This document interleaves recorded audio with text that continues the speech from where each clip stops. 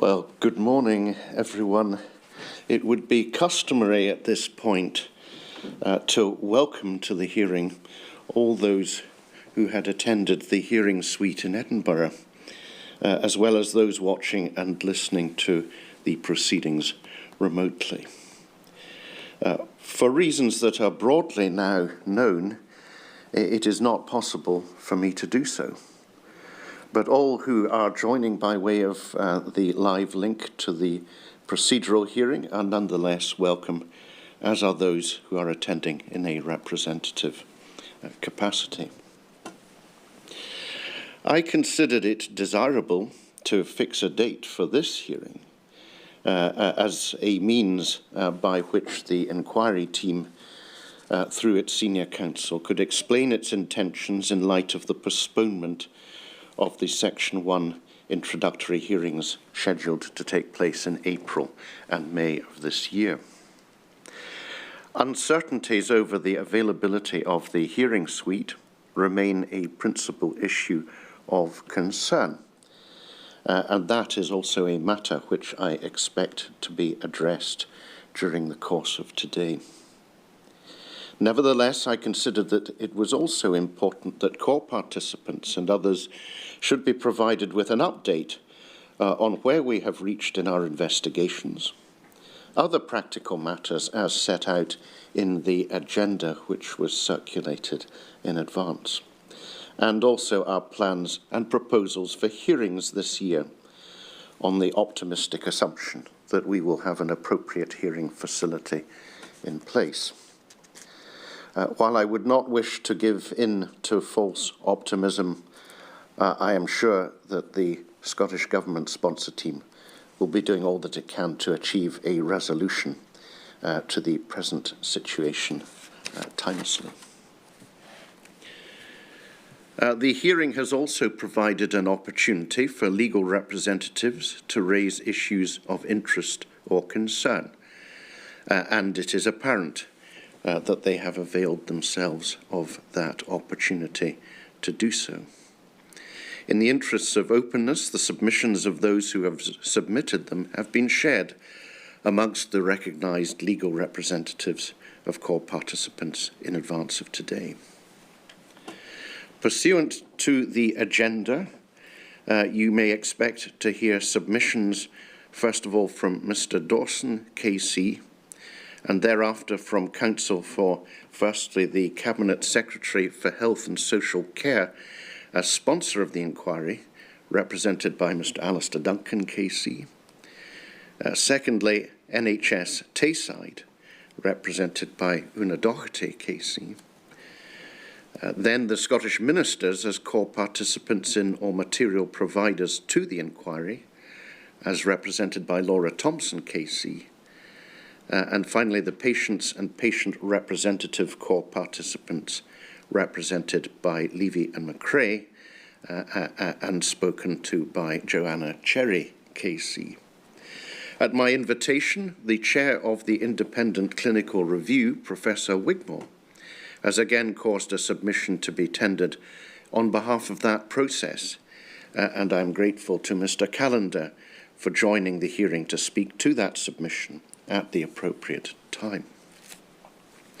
In terms of today's practical arrangements, it would be my intention to have regular breaks as foreshadowed in the agenda. The need for more frequent breaks than normal at this particular hearing arises from a recognition that the remote hearing arrangements necessarily require to make provision for the taking of instructions as the day goes on.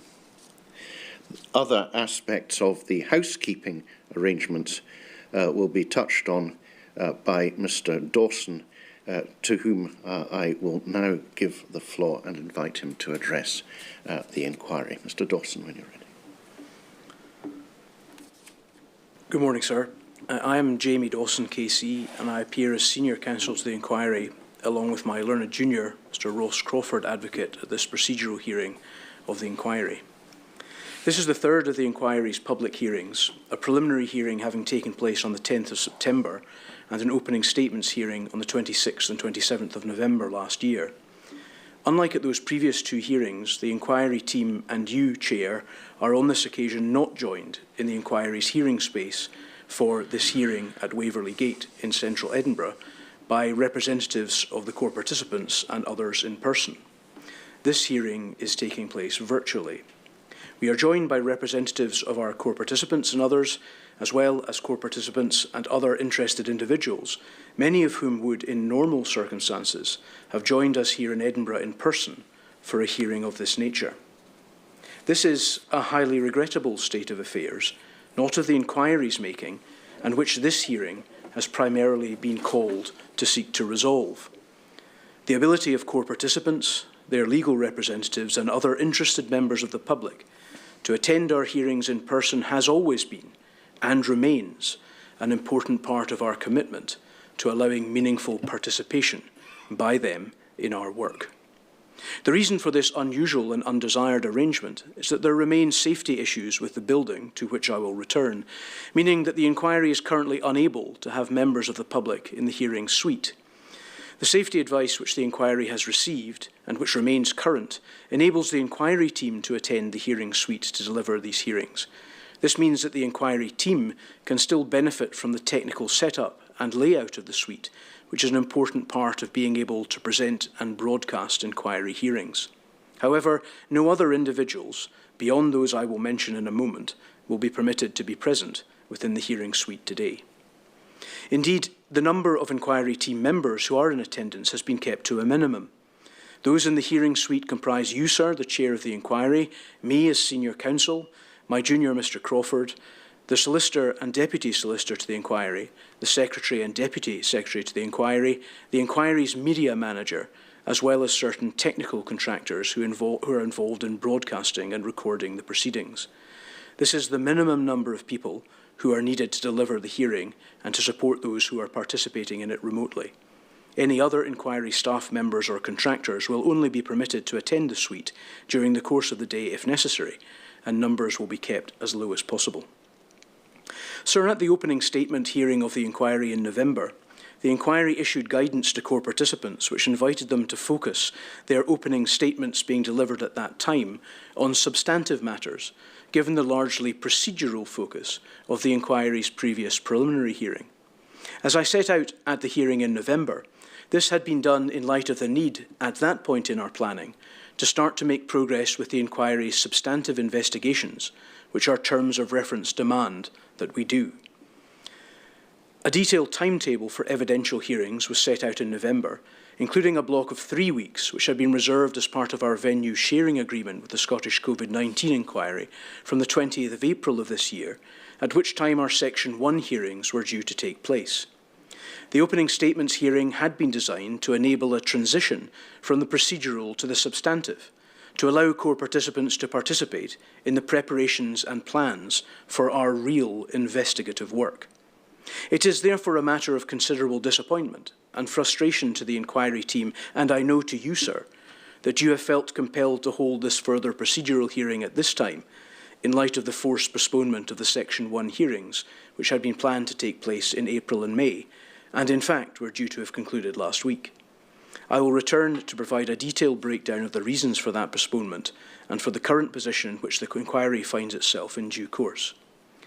We are joined, sir, albeit remotely, by representatives of some of our core participants, namely the 161 patient and patient representative core participants represented by Levia McRae, NHS Tayside, the Scottish Ministers, the University of Dundee, the Royal College of Surgeons of Edinburgh, Healthcare Improvement Scotland, and Public Services Delivery Scotland.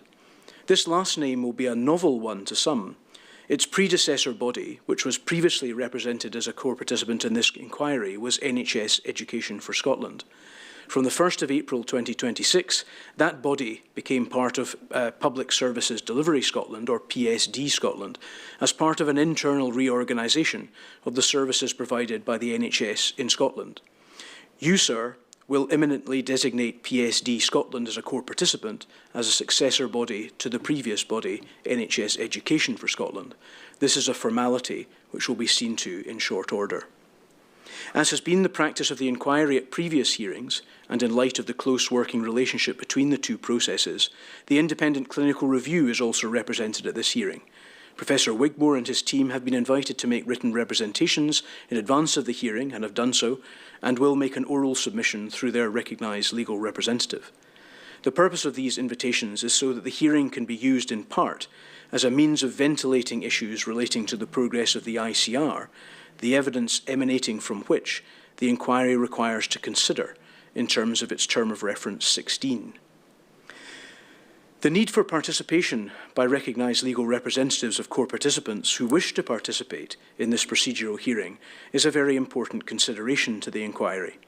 The inquiry team has put in place systems to enable oral submissions to be made by recognised legal representatives of core participants who wish to do so on matters listed in the agenda for the hearing.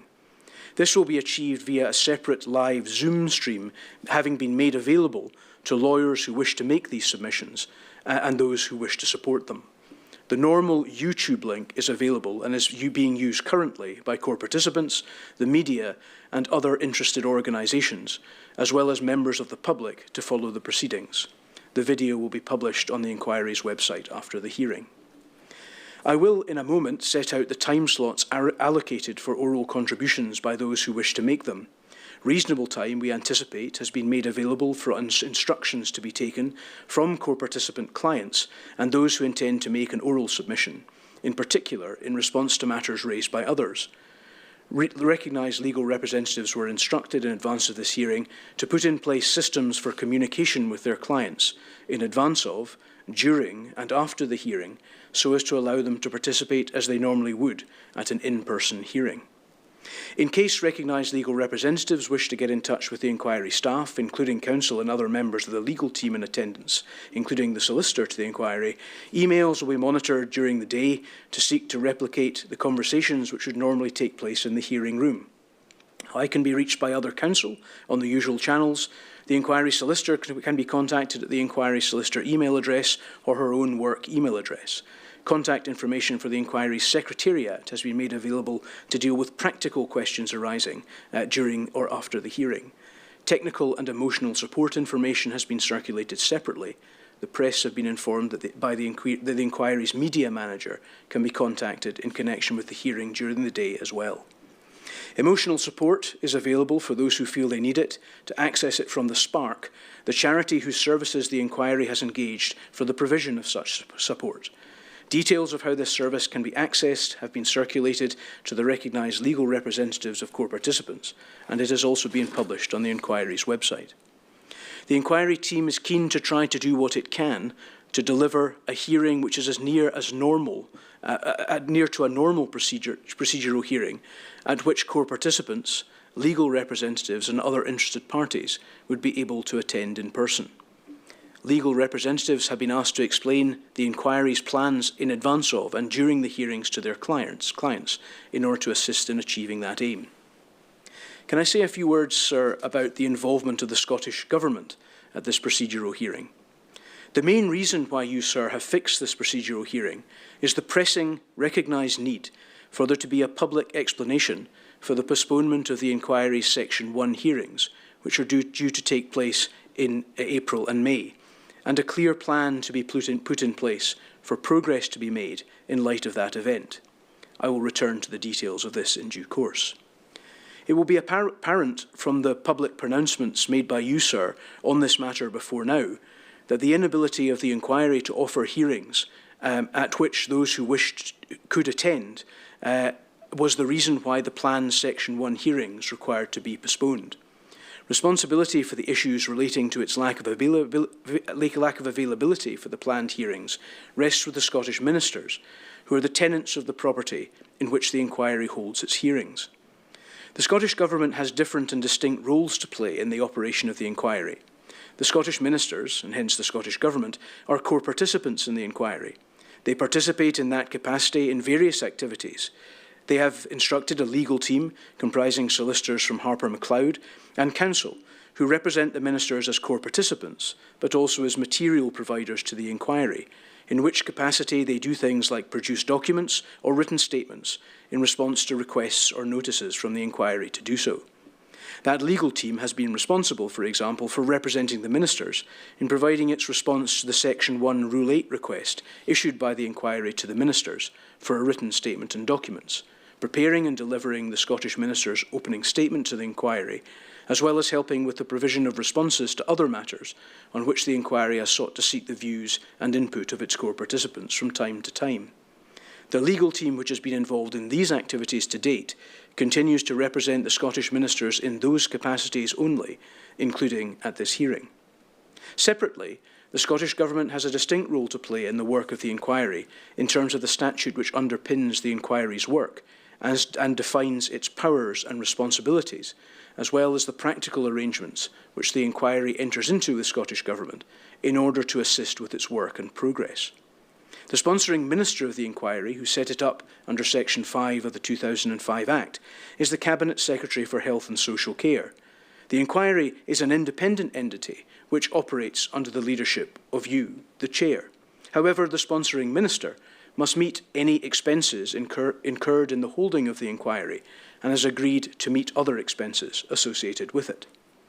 In order to manage the relationship between the inquiry and the Cabinet Secretary, acting in his capacity as the sponsoring Minister of the inquiry, the Cabinet Secretary has appointed a sponsor team comprised of civil servants who represent him in that capacity. Normally, that relationship would be managed by the Chair and the inquiry team and those civil servants without the practical details of the work done between them needing to be ventilated in public. Part of the relationship between the inquiry and the Cabinet Secretary involved arrangements being made for the hearing suite to be used for the inquiry's public hearings. Given the importance of the issues relating to the hearing suite being explained, explored and hopefully resolved in public, you, sir, have invited the Cabinet Secretary and his sponsor team to be separately represented for this hearing. You consider that it would be in the public interest and in the interest of the fulfilment of the inquiry's terms of reference, in the manner that you have directed that they should be, to seek to have these matters be discussed and resolved at this public hearing, as opposed to using other powers available to you under the Act to seek to resolve them. Informal efforts to do so have not so far proven successful in this regard, a matter to which I will return. You, sir, have taken these unusual steps, in particular, in light of reasonable representations which have been made by patients, some of them core participants, for a clear public explanation as to what the problems were with the hearing suite and how and when they will be resolved. The inquiry is unaware of any such explanation having been provided by the Scottish Government publicly before this point. In addition, there are various other issues which the inquiry seeks an explanation from the Scottish Government in that capacity about, which are also to be addressed at this hearing. The Cabinet Secretary and the sponsor team would not normally be entitled to information about a hearing of this nature in advance of it, such as the information contained in the Counsel to the Inquiry note circulated in advance. This would normally only be made available to core participants, their recognised legal representatives and others whom the Chair permitted to see it, such as the ICR team and their representatives. The sponsor team has been informed by the Chair, by you, sir, the Chair, that they and the Cabinet Secretary in his sponsoring capacity have the right to be represented at this hearing in order to provide the Cabinet Secretary and his sponsor team with the opportunity properly to prepare for and contribute to the hearing and for a meaningful contribution to be made. The sponsor team and their legal representatives have been provided with extracts from the Counsel to the Inquiry note circulated to others in advance of the hearing, information about timetabling for the hearing, and an opportunity to make a written submission in advance on matters on the agenda, which they have done. The full CTI note and associated information was made available to the representatives of the Scottish Government as core participants in the normal way. I am very glad to say that the Scottish Government in their sponsorship capacity have instructed representation. Further, they have provided an explanation as to their role in the inquiry hearings venue being unavailable for our planned Section 1 hearings in April and May. There remain, however, issues with that explanation on this and other matters, to which I will return. In addition to the important matter of the current planning for the inquiry's now postponed evidential hearings, I intend to take the opportunity to address you, sir, on developments and progress in the inquiry's work since the opening statements hearing in November. As is our usual practice, Core participants and others were given information about these developments in the note by Counsel to the Inquiry, which was circulated last week. They were asked to provide a written submission on its contents by 10 o'clock on Tuesday. As ever, the inquiry team is grateful to all those who took the trouble to do so. As is the normal practice in these hearings, I will try to address aspects of the written submissions on the procedural issues raised in my note as I go along, for the sake of clarity and the best use of time, though some of those who made written submissions will address you, sir, on points of interest to their clients later today. In advance of the hearing, as you've said, sir, the inquiry intimated a formal agenda, and you have set out those who will address the hearing today. I will speak just now until hopefully around 11:45. There will then be a break for half an hour. At around 12:15, Mr Duncan will speak on behalf of the Scottish Ministers as sponsor to the inquiry, after which there will be an hour-long lunch break. At about 1:45 p.m, submissions will be heard by my learned friend Ms Doherty on behalf of NHS Tayside. There will then be a 15-minute break till around 2:30. Submissions at that time will be heard on behalf of the Scottish Ministers as core participants in the inquiry by my learned friend Laura Thompson, KC, and submissions will be made on behalf of the Independent Clinical Review by Mr Callender of Morton Fraser McRoberts, which should conclude around 3 p.m. There will be a further break of around 15 minutes at that time, after which, at around 3:15, submissions on behalf of the patient representatives, represented by Levy McRae, will be made by my learned friend Ms Cherry KC. There will then be a 15-minute break, after which, if necessary, I will make a closing submission. It is intended, sir, that the hearing will be concluded by around 4:30, which I hope is of some assistance to those attending. As to our other core participants, the Royal College of Surgeons of Edinburgh have intimated that they do not wish to submit a written submission at this time or make an oral submission at this hearing. Whilst not formally appearing at the hearing, they are represented by a solicitor instructed on their behalf from Brodie's. Similarly, Healthcare Improvement Scotland and Public Services Delivery Scotland have not made written submissions and do not intend to have a submission made on their behalf at this hearing. Again, I understand that they have a legal representative watching proceedings on their behalf at the NHS Central Legal Office, as well as my learned friend Mr Dundas, advocate, who is instructed on their behalf. The legal representatives of the University of Dundee have submitted a short written submission. They have intimated they do not wish to make an oral submission. Much like the others I have just mentioned, they do not therefore formally appear at this hearing, though I understand that counsel instructed on their behalf, Ms Toner, KC, is watching the hearing as their representative, along with her agents. I'm, as I say, sir, grateful as ever to my learned friends and others involved with their instruction for their efforts made to provide their responses in writing for the oral and for the oral submissions to come. It is the intention for the inquiry to publish the Counsel to the Inquiry note, the written responses of parties who provided them in their submissions, and any other materials provided by core participants which the inquiry sees fit to produce after the hearing. Sir, I intend to address you in due course on the following topics, which have been included as separate items in the Counsel to the Inquiry note and which have been intimated on the agenda for today's hearing. I intend, in the first instance, to address the hearings venue issue and the postponement of the Section 1 hearings. Secondly, sir, to speak about the inquiry's trauma-informed policy. Thirdly, planning for and progress towards the inquiry's evidential hearings. Fourth, the independent clinical review. Fifthly, an inquiry staffing update. Sixthly, the inquiry's warning letter protocol. Seventhly, the NHS Tayside legal support provision for current or former employees before concluding my submissions. Sir, as has been explained at previous inquiry hearings, in order to protect information which is confidential or may be or become the subject of anonymity or restriction order applications, those who participate have been asked to avoid naming or providing information which may fall into that category. Information of that nature can be separately communicated to the inquiry if necessary. As was the case at our preliminary hearing in September and the opening statements hearing in November, the video feed on YouTube will be transmitted with a delay of a few minutes. This mechanism is part of the systems we have in place to try to prevent any confidential information being transmitted to the wider public, which should not be. I would ask those who are making oral contributions, as they have in their written contributions, to continue to be vigilant about that in their oral submissions, and to avoid naming individuals on whose behalf they cannot speak in accordance with those principles and aims. In the event that something is said by me or by any other contributor which seems to us to contain information which ought not to have been referred to, I will instruct those who are managing the YouTube transmission to cut the feed. They will stop the transmission, and we will most likely have a short break to work out how we need to proceed. My apologies in advance for any interruption which we need to make of the submissions of others for this purpose. This is why it will be necessary to do so. Any such information which is inadvertently referred to must not be referred to or otherwise shared out with this room, and is subject to the inquiry's first order, covering those in attendance and those watching online. Sir, before I move on to deal with the matters which I have listed in the formal agenda, I'd like to make some general observations about some of the submissions made by participants in advance of this hearing.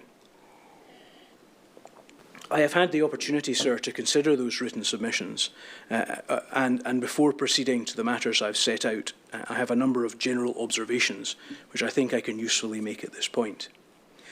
This hearing is one in which we have called upon others to explain a number of matters for the benefit of general understanding of their positions, including amongst the wider public, about matters which are within their control. For example, we have sought explanations from the Levy-McRae Group about issues we have encountered with the work they have been doing on behalf of their clients, for which they are publicly funded. We have sought explanations from NHS Tayside to provide clarity about the legal support which they intend to offer to current and former employees in their engagement with the inquiry. We have sought an explanation from the Scottish Ministers as core participants about their provision of confidentiality undertakings to the inquiry.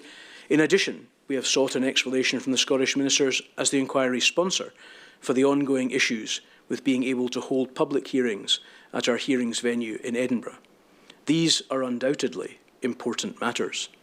We have sought those explanations in writing so that these issues can be ventilated at this hearing and hopefully resolutions reached, or at least paths towards resolutions laid out, so that the inquiry can function as best it can. Those responses will ultimately be published, as I have said, for the wider public to consider. Part of my role at this hearing is to set out what I understand the key parts of those responses are, and to set out the inquiry's position on them, as well as to provide explanations and plans which emanate from the inquiry itself. In some instances, this process will result, and has resulted, in a resolution of outstanding matters, or at least clarity about how they will work or be resolved. In others, the responses give rise to ongoing issues for the inquiry to be able to function to the best of its ability. Sir, it will become apparent, I think, during the course of this submission, that the process of conducting a public inquiry in this country is not an easy one. Like the charge of the Light Brigade, one feels beset at almost all times by threats, pressures, and obstacles from others. There are assumptions made about what the inquiry is, though it is for you, sir, to use the power vested in you by the underlying statute to determine that. There are hurdles placed in the way of good progress, despite the commitment you have made to do so, and to make that progress, and the clear pleas of patients who have waited many years for that progress to be made and to be seen to be made. Organisations, too, have shown a willingness for the inquiry to progress and to contribute to real progress being made. There are, it would appear, even issues about how representation is proposed to be provided to those who require to engage with our work for assistance in the fulfilment of our remit. Sir, I would like to say something at this stage about a number of the matters which have been raised by the Levy-McRae Group on behalf of their core participant clients. Many of the submissions which have been received from participants in our hearings today and previously have been helpful and constructive. The inquiry is grateful for that, but expects that to be the case. I am compelled in responding to the written submission which has been received by the Levy-McRae Group, representatives of the core participant patient group, to raise certain aspects of its content which are consistent with issues which have arisen with the inquiry team's work with them. I do not take any pleasure in doing so, but feel that certain matters must be addressed today in order to make you aware of difficulties which have been experienced and the potential effect which this appears to be having on the active participation of the patient group, whose interests you and your team have made considerable efforts to put at the centre of this inquiry. I do so at this time, sir, in particular, as the inquiry is now turning to its Section 2 workflow and to the complex and lengthy process of recovering evidence from patients beyond that which has already been produced to the independent clinical review. The inquiry is starting the drafting of Rule 8 requests for written statements for patients. This is a crucial phase of our work on which members of the team are working as we speak. I have considerable doubts that this process will work as we aspire that it should, if some time is not taken at this juncture for the representation of the patient core participants to be addressed and improved going forward. Sir, what I have to say should be taken in a constructive spirit in order to make things work better. That is its intention. The written submission provided by the lawyers of the patient group start with an inaccuracy and a complaint. The inaccuracy relates to the name and remit of the inquiry, which is described as the public inquiry to examine the professional practice of Mr. Eljamel. As you know, sir, this inquiry is in fact called the Eljamel inquiry. It is misleading and inaccurate to describe it as it has been, given the fact that the inquiry has a predominantly systemic remit, as opposed to being an inquiry into the professional practice of Mr. Eljamel.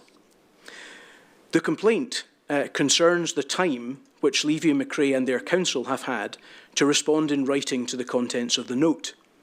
It has become a feature of the hearings which have been held by the inquiry to date that a considerable amount of time, which could have been spent speaking about substantive issues of import or important procedural aspects of our process, such as our trauma-informed approach or the support available to those who participate, discussing matters of concern to the firm of Levy and McRae. A consistent theme of their submissions focuses on procedural matters and the difficulty which the firm has in responding to requests made of them by the inquiry. This is not, I should say, a theme which is focused on by others, nor when it is it projected in a way which appears to focus so much on the interests of the representatives as opposed to the clients. All other representatives received the same notice and responded without complaint. Others have sought to engage with the inquiry proactively on matters of interest and concern to their clients in recent weeks and months, often productively. For the avoidance of doubt, though the note in its opening paragraph suggests that the starting gun was fired on the 7th of May of this year for this hearing, in fact, intimation of the date of the hearing was provided to Levy McRae on the 17th of April. There was nothing to prevent the representatives of that group seeking to explain what was going on to their clients, what was going to happen, to gather instructions and prepare for the hearing at that time. Such an approach would, in my view, have been trauma-informed, clear and cooperative, principles to which we all aspire. I do accept, sir, as is said in the note, that the representation of the patient group is not an easy task.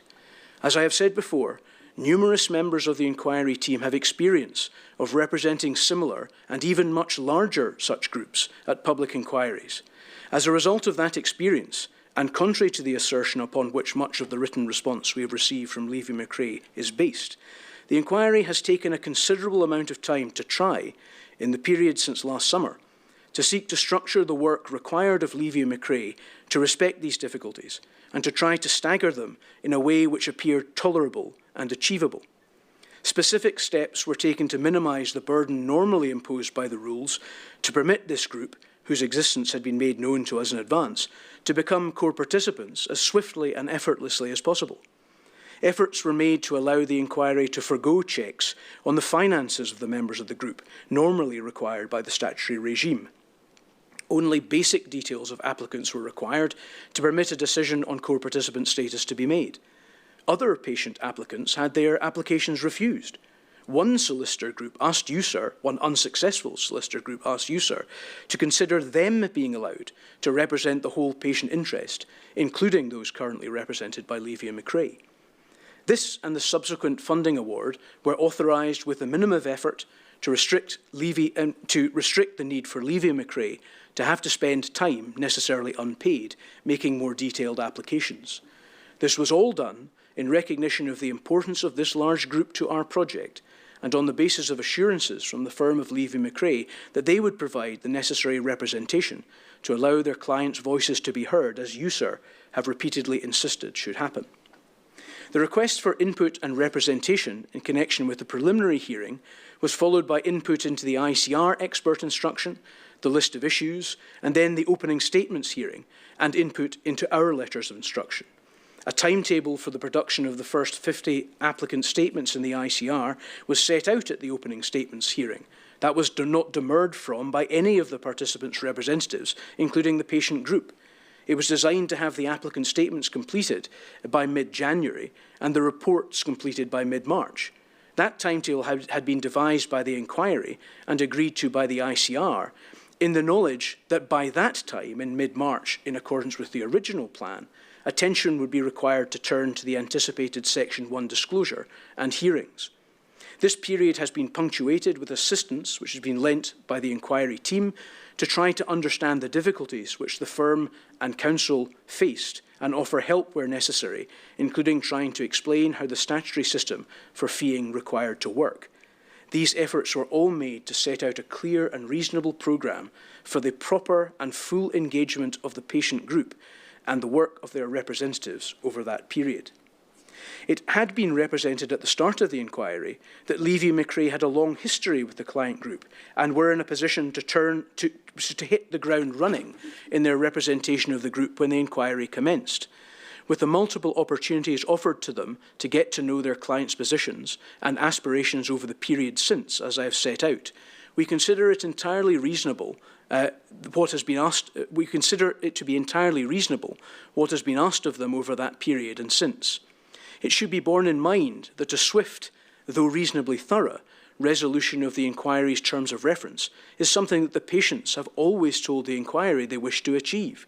We agree. Moving at pace is what they want, so we understand. That is what we have sought to achieve. Thus, their representatives should reasonably be expected to work at pace too, as others are required to do, in particular in light of the opportunities afforded to them to be able to learn about their clients and represent them to the best of their ability. It is clear that in order for any core participant body of the nature of the patient body to be able to participate and contribute as they deserve to be able to do, they need their representatives to be pulling along with the inquiry and seeking to work together. That is certainly our aspiration.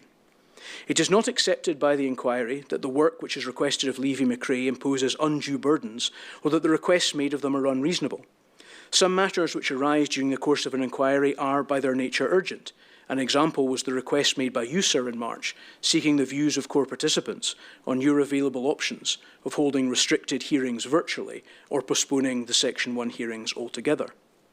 It remains, it appear, from the note, a matter of dispute that the Levy McRae team is funded full-time.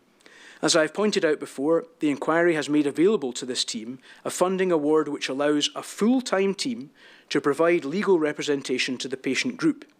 It is not the case, as appears to be claimed in the submission, that this team is asked only to perform specific tasks. Though they are indeed called upon to do so, the support and representation of the patient group is a demanding task. Reasonable and proportionate work to achieve that aim may well involve many hours of effort. If that can be justified, as the rules and the ministerial determination require, then that is funded up to the maximum levels which the solicitor to the inquiry is permitted to grant. The inquiry cannot know how many hours are required for that purpose. That is for the professional judgment of the lawyers who are in receipt of the funding award. If those hours are not required for that purpose, then they do not need to be used. If they are, and the work is reasonably and proportionately undertaken, it is covered by the funding award. In more routine matters, the expectation that there will have been advance instruction and acquaintance with the inquiry's intentions is equally the base upon which we consider it reasonable for requests to be made as they have been. The inquiry's plans and timetable have been set out at an early stage.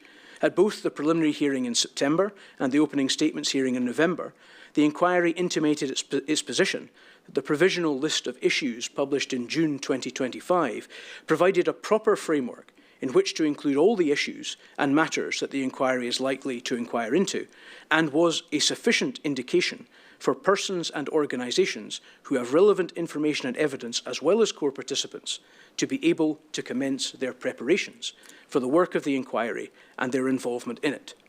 The inquiry has clearly stated that it expected that work to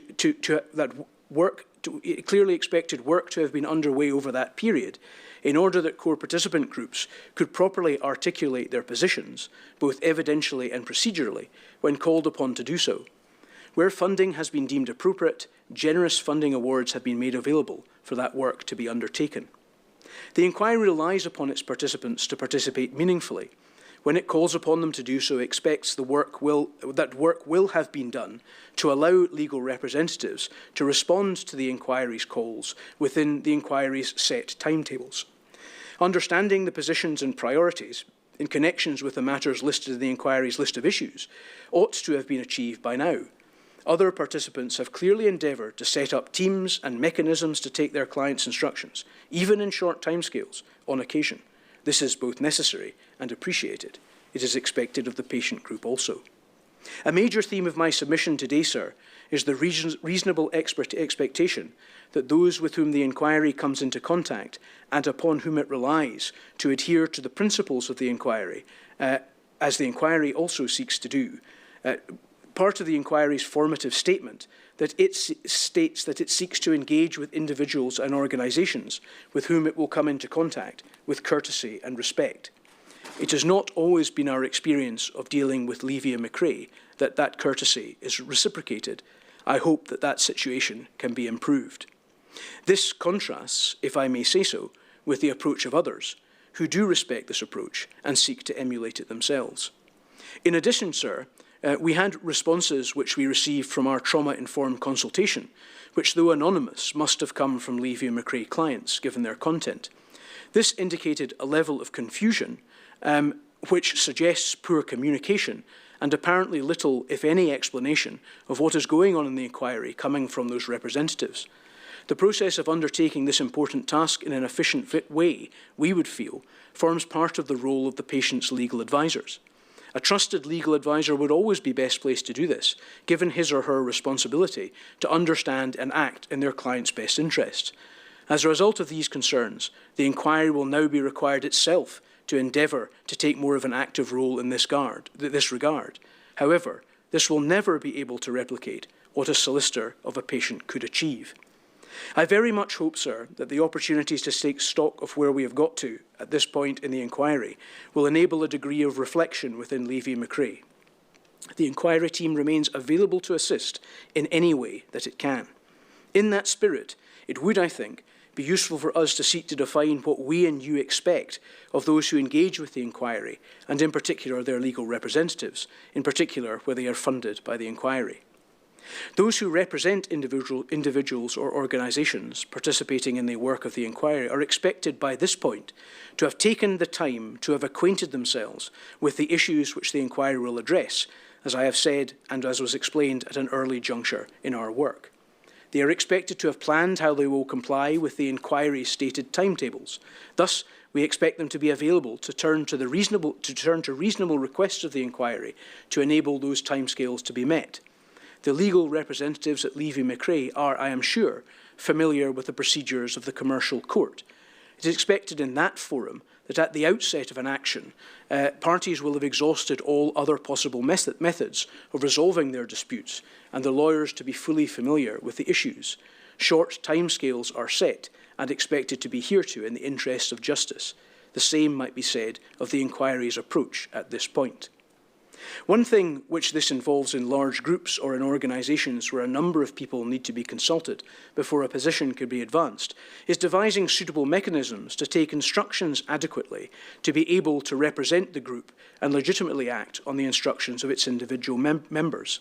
This is a very familiar issue in inquiries of this nature where large groups are represented, as happens often. The issues faced by Levia McRae and my learned friends is not a novel one, albeit it is a complicated one.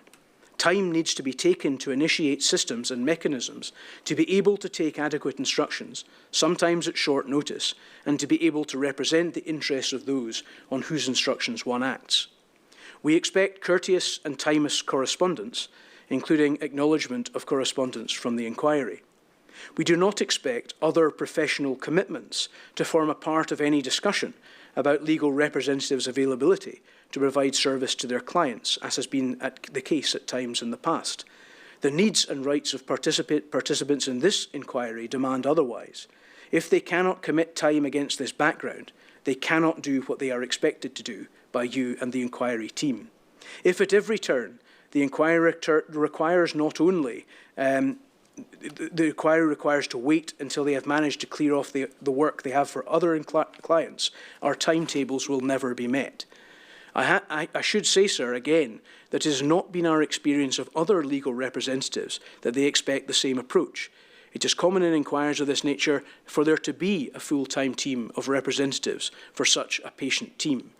That Levy-McRae suggests that this is not the case here is inaccurate, as I have said.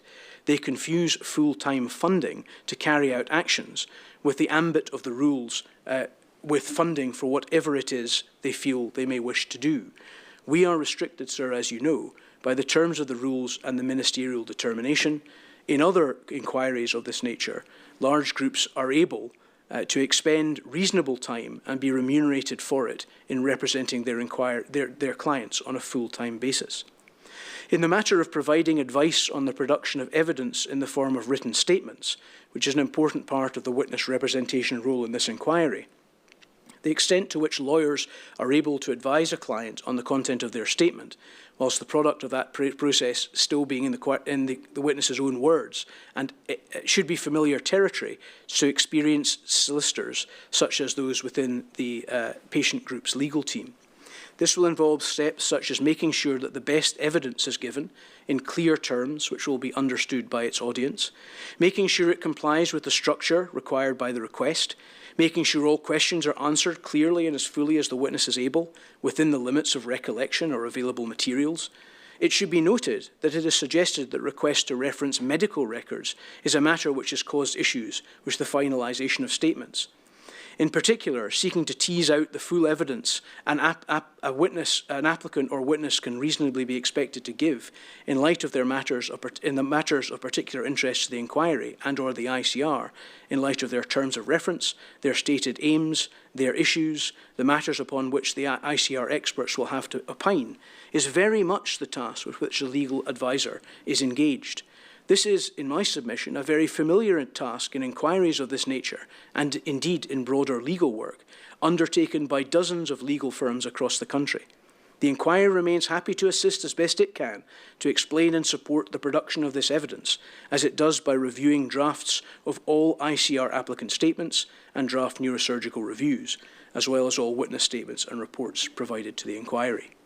I genuinely hope, sir, that this submission is of some assistance to those who represent all in this inquiry in its valuable work, in particular those who represent the important patient core participants in this process. It should be noted that it will also apply to other solicitors' firms who are providing legal advice to witnesses in the ICR process and within the inquiry, as there are other firms who represent witnesses in that capacity beyond the L&M group. You will, of course, sir, seek such submissions as are useful to you. However, I see little value in this hearing descending, as happened at the preliminary hearing, and as the written submission from the patient group suggests, into a series of claims that that group and their advisors are rendered unable to do their work by the burdens imposed on them by the inquiry. The timescales and the requirements which have been set out are deemed to be both reasonable and necessary against the background that I have explained. I would much rather focus on the needs of the patient core participants and what the inquiry to do to assist their participation in this process. It has, I should say, sir, been subject of much public concern in recent years in this country that other Scottish Government-sponsored inquiries exist for the benefit of lawyers. That certainly seemed to be the assumption and the subject of much of the questioning directed at witnesses at the recent Scottish Parliament Finance and Public Administration Committee investigation into the cost-effectiveness of Scottish public inquiries. May I reiterate, sir, for those who take an interest in our work, that this inquiry is about the better running of the NHS in Scotland. It is about patients, patient safety and patient care. It is about how things have gone wrong and why. It is about how that can be avoided in the future. It is not about lawyers. It endeavours to be about substance and not process. I will return to various other matters which have been raised by the patient group in their submission as I go along.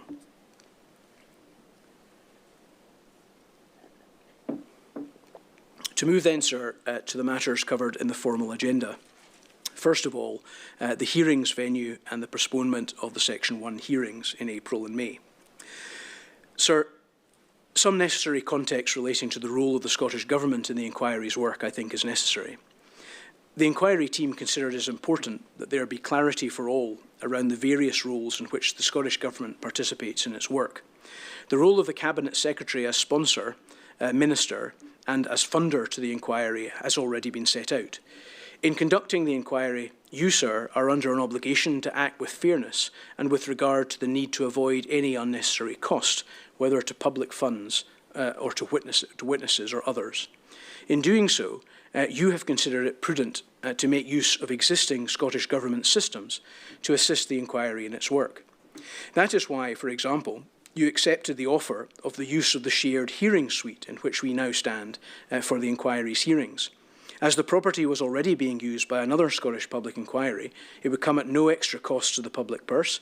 It was well located, digitally and physically accessible to the inquiry's participants in normal times, and technologically set up for the complex project which a public inquiry essentially is. It also contains separate rooms for use by witnesses, the media, for emotional support, and for consultation with clients by lawyers where necessary. It had a proven track record of use in another public inquiry. It could be accessed immediately and was an eminently suitable venue from which the inquiry's public hearings could be delivered. The inquiry's complex requirements were met in this, despite the clear disadvantage of requiring to share with another public inquiry and the potential disadvantage of timetabling, which such an arrangement would entail. In order to regulate the relationship between the inquiry and the Scottish Government in its sponsoring capacity, the inquiry heavily revised a draft management agreement with which it had been provided. The purpose of the revised document was to make clear how the inquiry would access and use the services of government in areas such as recruitment, IT support, document management, and the procurement of external contracts for services, given that it appeared to you, sir, that the use of existing government systems and services would be the most efficient way of accessing that support, as opposed to the inquiry reinventing the wheel itself.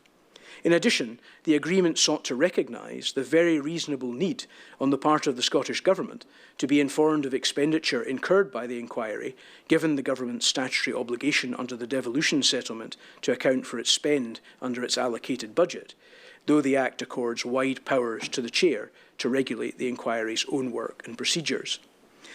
It also sought to recognise the fact that the use of certain government systems would bring with it the need on the part of the inquiry to respect existing government systems to a certain mutually acceptable extent. It is important to note that the drafting proposed by the inquiry sought to regulate the extent to which and the way in which the inquiry would access and use government systems in its work, but also to underpin that agreement with a clear mutual understanding of the statutory footing upon which the inquiry was set, in particular its independence from government and the need for its work to be undertaken confidentially, in light of its particular subject matter and very reasonable concerns which have been expressed to the inquiry in its public consultation by those who had experience of poor systems having operated in that regard in their dealings with the NHS. It was the inquiry's understanding that the Scottish Government had agreed to the terms of the revised management agreement which sought to achieve these important aims, yet the agreement remains unsigned on behalf of the Scottish ministers. In their written submission at page 5, the sponsor team indicates as follows. Our understanding is that the single outstanding element of the management agreement to be agreed is the section on confidentiality, which we cover below. At the meeting on the 16th of April 2026, the sponsor team agreed with Lord Weir to effectively adopt all of the other elements of the management agreement, pending resolution of the outstanding matter of confidentiality and ultimately the official sign-off of the agreement. Though this confirmation is welcome, the provisions of the management agreement are not being adhered to by the Scottish Government sponsor team. For example, the agreement requires the Scottish Government to bring freedom of information requests concerning the inquiry to its attention, to enable it to express a view and, if necessary, offer assistance on a response.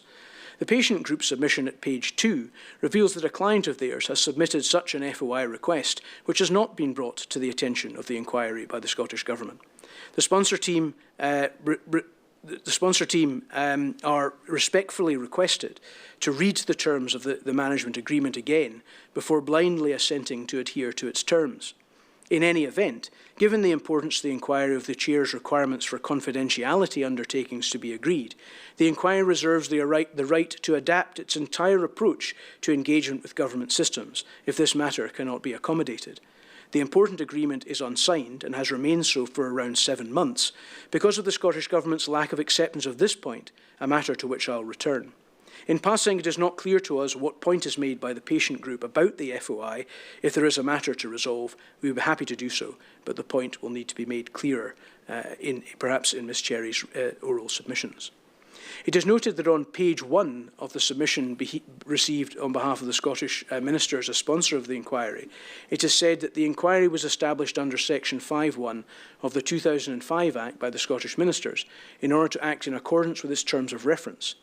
In that context, it is unusual for matters of sponsorship to be addressed in formal proceedings, and whilst Scottish ministers are content to make these submissions at this point, they reserve their position for the future. It should be noted that the ministers in that capacity were invited to be represented at our previous hearings as well. In my submission, sir, it is really neither here nor there whether it is unusual for such a request to be made in other inquiries.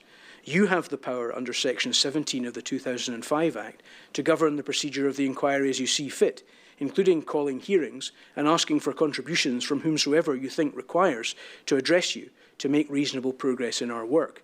The idea that the inquiry should be bound by what is usual, meaning what occurs in other Scottish Government-sponsored public inquiries, is, in fact, a concept which you have been very keen to avoid. In light of that statutory context, your responsibilities in terms of it, your unique terms of reference, the principles, aims and processes upon which you have based this inquiry.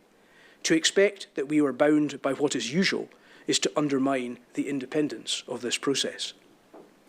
To move, sir, to commentary on the postponement of the planned Section 1 hearings. The inquiry, as those in attendance will know, intended to hold its Section 1 hearings in a 3-week slot which had been reserved at the hearing suite from the 20th of April of this year. Section 2 hearings had been planned to take place in a 4-week slot from the week of the 7th of September of this year. The events leading up to the postponement of the inquiry's hearings, which are due to take place at that time, can be seen in correspondence which has been published by the inquiry on its website and need not be rehearsed today. The broad sequence of events, however, is as follows. An issue relating to the safety of the hearing suite was originally brought to the inquiry's attention after the opening statements hearings, at which the plans for the Section 1 hearings were clarified and communicated publicly. These plans included the Chair's commitment to the hearings being held in public at the hearing suite in Waverley Gate, with core participants and others being able to apply to attend in person, as had been the case at the inquiry's previous hearings. This was, and had been for some time, the reasonable anticipation not only of the core participants, but also those who might be called as witnesses, legal representatives, the media, and the wider public. The issue which arose related to the apparent lack of evidence available to satisfy Edinburgh City Council that the building had been certified as compliant with applicable fire safety regulations, in particular relating to the way in which some of the walls had been constructed. The information provided to inquiry about these matters was often very limited, and often accompanied by reassurances from the sponsor team that the issue was likely to be able to resolve simply by the provision by the landlord of evidence relating to the way in which the hearing suite and neighbouring office, now occupied by the inquiry also, had been configured. It was usually provided, that information was usually provided orally and not in written form. It was always provided by the sponsor team, who are not the individuals within the Scottish Government with the best or closest acquaintance with the issues or attempts being made to resolve them. Numerous reasonable requests for further information were made by the Secretary to the inquiry and have gone unanswered. It was not until February of this year that it became apparent to the Chair that the issues with the hearing suite posed a real threat to the Section 1 hearings being able to be held as planned. In light of these issues, the Chair communicated that he was aware of the difficulties with the hearing suite on the 6th of March of this year and invited core participants' comment on the proposal to hold virtual hearings in the scheduled slot, with the hearings being limited in scope in light of the limited access which could be accommodated. On the 11th of March of this year, the Chair issued a public statement announcing that due to issues with the way the inquiry could use the building, the inquiry required to hold its Section 1 hearings virtually, and that a more limited set of hearings would be held to balance the need to make progress with the limitations that virtual hearings would inevitably entail. The importance of attendance by core participants was specially recognised in the decision to defer part of the hearings until a later date. It was made clear that the situation was and remains out with the inquiry's control. On the 12th of March, 3 members of the Scottish Parliament wrote to the Chair expressing upset on behalf of some of their constituents and seeking an explanation for the announcements the Chair had made the day before. It should be noted that in this letter, the MSPs had assumed that the Chair had taken a positive decision to exclude patients from the hearings. This was a matter over which the Chair, in fact, had no control. On the 18th of March, the Chair replied to the MSPs, setting out the truth behind the position. In particular, he made clear that there was a safety issue with the hearing suite and that he had been advised through the sponsor team by representatives of the Scottish ministers in their capacity as tenants of the property that he should not bring members of the public into the hearing suite due to that safety issue. He undertook to reassess the situation in light of the representations they had made on behalf of their constituents. On the same date, the Chair wrote to core participants to explain that the only alternative to virtual hearings would be to postpone the planned Section 1 hearings until a later date and seeking their views on these alternatives. He did so in light of the inquiry's ongoing commitment to listening to core participants, cooperation with them, and providing clarity about his decision-making and the reasons for it, in particular in light of the apparent concerns which the situation had caused to patients. Having reconsidered the matter in light of representations and information he received, on the 23rd of March, the Chair issued a determination postponing the Section 1 hearings. In that determination, the Chair recognised the need for the inquiry to set out, as soon as possible, what steps would be taken in light of the postponement of the hearings. The intention to hold a procedural hearing, which would likely also require to be virtual, was announced. In addition, the Chair made clear that he intended to seek a clear explanation from the Scottish Government as to when a hearings venue, be it the current hearing suite or a suitable or alternative, could be made available for the evidential hearings of the inquiry to be held. He also intimated that he intended to instruct the inquiry team to conduct further investigations into alternative venues, which we'd require to enter into separate arrangements to occupy, and which would inevitably take some time to achieve. Sir, you have consistently stressed the need for there to be a balance in the work of the inquiry between speed and reasonable thoroughness. A considerable amount of planning, work and time had gone into the preparations for the planned Section 1 hearings since the opening statements hearing in November, and indeed well before that. The plans had been advertised to core participants who were reasonably entitled to rely on the hearings proceeding as had been advertised. You were not willing to postpone those planned and advertised hearings unless it was, in your view, absolutely necessary to do so. The following important observations should be understood by those in attendance and those listening about your decision-making process in this regard. The responsibility for dealing with this matter rests with the Scottish Government in its capacity as tenant of the property. The Scottish Government has been involved in discussions about the issue in that capacity. This is a commercial discussion in which the Chair of the inquiry has no direct role. His ability to explain what the position was and is remains limited by that state of affairs and by the inadequate information which has been shared with him about the nature of the problem, whose responsibility it was, who could solve it, what efforts were being made to solve it, what impact the lack of progress would have on the hearings. As such, you have not been in a position to provide any explanation as to what has been happening other than what you had been advised about, namely that there was a safety issue with the building. Contrary to certain assumptions which appear to be made in public discourse on the matter, you did not make any determination that members of the public, including core participants, should positively be excluded from the hearings. You were advised, and you continue to be advised via the sponsor team, that the hearings room is not currently certified as safe for members of the public to attend. suggestions that you would ever have chosen to exclude core participants from attendance at the inquiry's public hearings are factually unfounded. Safety of the inquiry's core participants was and always will be a core consideration in the inquiry's approach, in particular its trauma-informed strategy. It was never the part of the inquiry's planning that any advantage would be afforded to any group. Members of the public, including patient core participants, would not be able to attend. However, it was permitted to have the witnesses themselves attend the hearing suite for the time needed to give their evidence. As part of their legal right to do so, they would have been permitted to have their lawyers attend the hearings with them, which would also have been permissible based on the safety advice received. These lawyers would have been attending not as core participant representatives, but as the representatives of the witnesses. Their attendance would only have been what was strictly necessary to perform that function. As with this procedural hearing, you, sir, would always have insisted on mechanisms being put in place to enable proper participation in any remote hearings by the inquiry's core participants. Suggestions ventilated publicly or with the inquiry about the possibility of arranging an alternative venue were not feasible.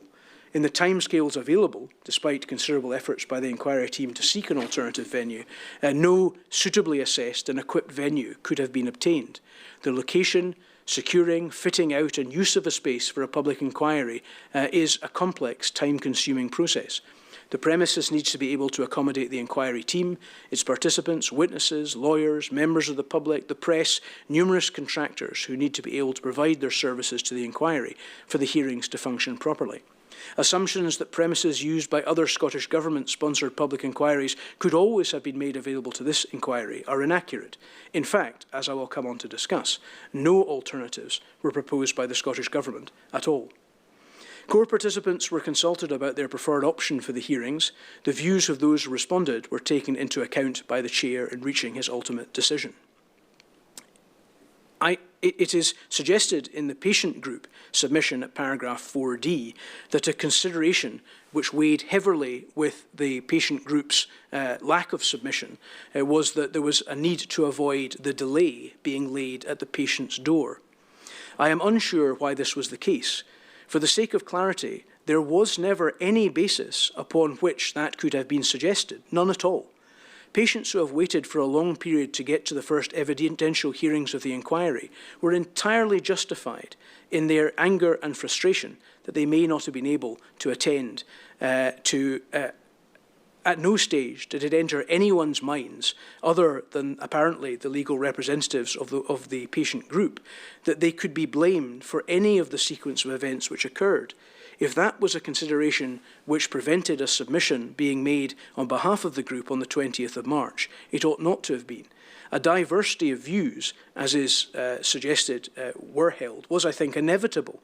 It was clear that was the position from the published comments by some of the group members.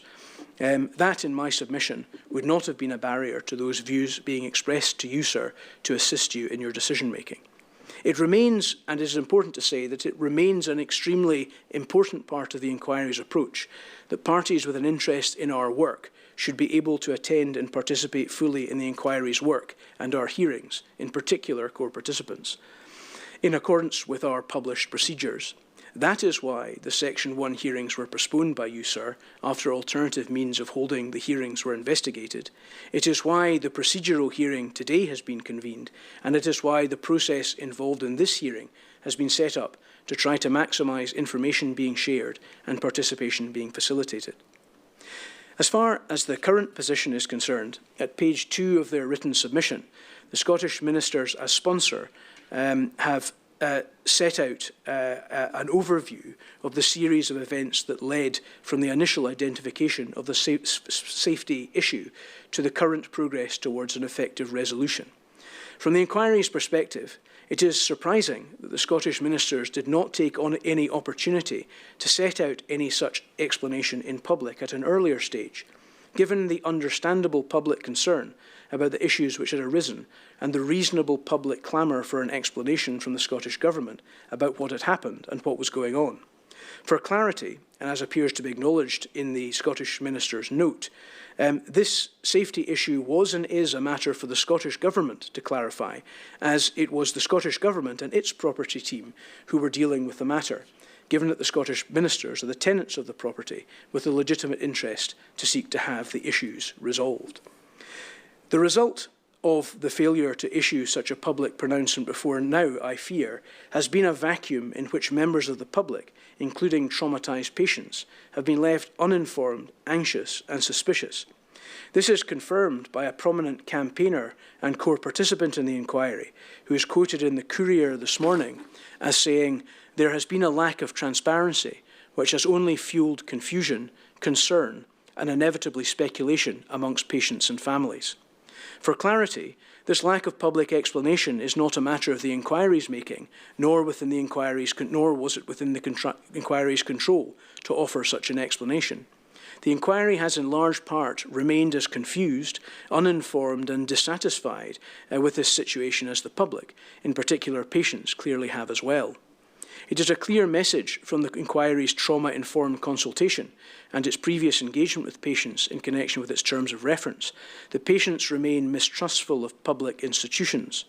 That mistrust stems, it would appear, in part at least, from a series of experiences involving them being kept in the dark or excluded from important decisions involving them at a clinical level, at a corporate level, and at a government level. As a result, this inquiry has taken and continues to take a principled approach to its communication with them and with the public. You, sir, have made clarity and cooperation two of our key principles. As I have said, in situations such as this, when the inquiry has in good faith relied upon the Scottish Government to assist with securing and maintaining a suitable and available property for its hearings, the inquiry wishes to adhere to its principles in discharging its responsibilities. However, the failure by the Scottish Government to provide a clear public explanation of the position has no doubt further undermined the faith of these patients in agencies of the state. It has certainly undermined the considerable efforts of this inquiry to seek to build trust in it, a process which is independent of the state. It is welcome that the Scottish ministers now publicly recognise, in connection with the issues which have arisen with the hearing suite at page 2 of their submission, that the Scottish Government, through the inquiry sponsor team, remains committed to working towards an effective and timely resolution to the issues that have been identified. The impact to the important work of the inquiry is recognised, and lessons will be learned from the series of events that will inform future planning and arrangements. As has been set out already, you, sir, had sought a written explanation of the position with the hearing suite and other matters in a letter you wrote to the sponsor team on the 6th of February. You had not received a response by the time the decision around the hearings required to be made. In that letter, you had sought a meeting with the sponsor team, which had not been forthcoming. Indeed, you received no written reply to that letter until the 1st of April. Thereafter, after the enforced postponement of the Section 1 hearings, you renewed your request for a meeting on the matters which had been raised in that correspondence, including relating to the need to rearrange the inquiry's hearings as soon as possible. Communication between the sponsor team and the inquiry in connection with that meeting led to the revelation that the building had recently been sold, which appeared to the inquiry team to present a potential further hurdle in the resolution of the hearing suite issue. A meeting was eventually secured and attended by you, sir, and members of your team with the sponsor team on the 16th of April. Various issues were discussed at the meeting relating to the support provided by the sponsor team to the inquiry, some of which I will return to, including the pressing issue of the availability of the hearing suite or the possibility of securing an alternative venue for our evidential hearings. At the meeting, no resolution was communicated, and the sponsor team committed to a final response on the matters under discussion by later in the month, which has not materialised. You made clear, sir, that if a resolution was not found to the impasse before this procedural hearing, then an update would be given to core participants in the form of the Counsel to the Inquiry note, which was provided, that a legal representative should be instructed on behalf of the sponsor team to explain the situation publicly. The inquiry team has continued to chase the Scottish Government for a meaningful response and resolution of these issues. The sponsor team informed the inquiry team that a positive update on progress towards resolution of the hearing suite issues would be made available on the 5th of May. In fact, the sponsor team intimated that it had not received the expected update in writing from its property team within Scottish Government on that date, as had been expected. It was explained by the sponsor team that it had been expected that the Scottish Government property team's update to them would be a positive one, in that the parties involved in the building dispute were now in agreement on what works needed to be done to address the safety issues.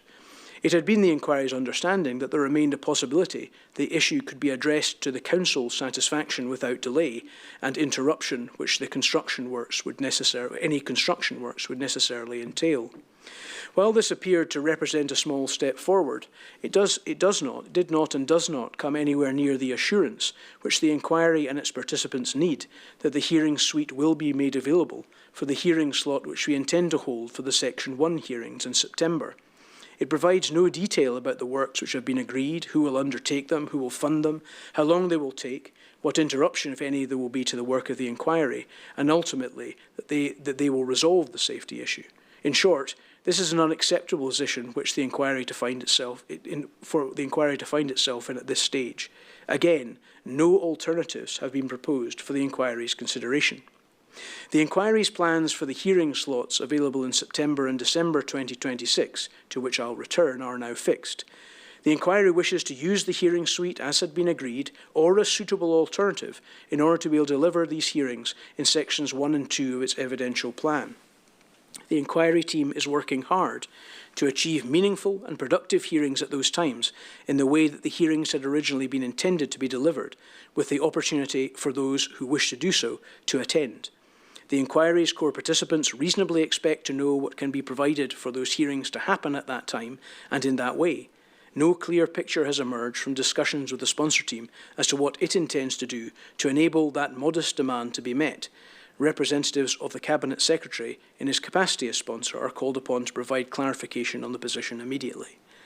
The inquiry is grateful that the Scottish ministers have now set out, as I've said, a more detailed explanation of the position with the hearing suite than has ever been set out before, and for their acknowledgement that there has been a significant interruption to the planned proceedings of the inquiry and to those affected by the matters under investigation.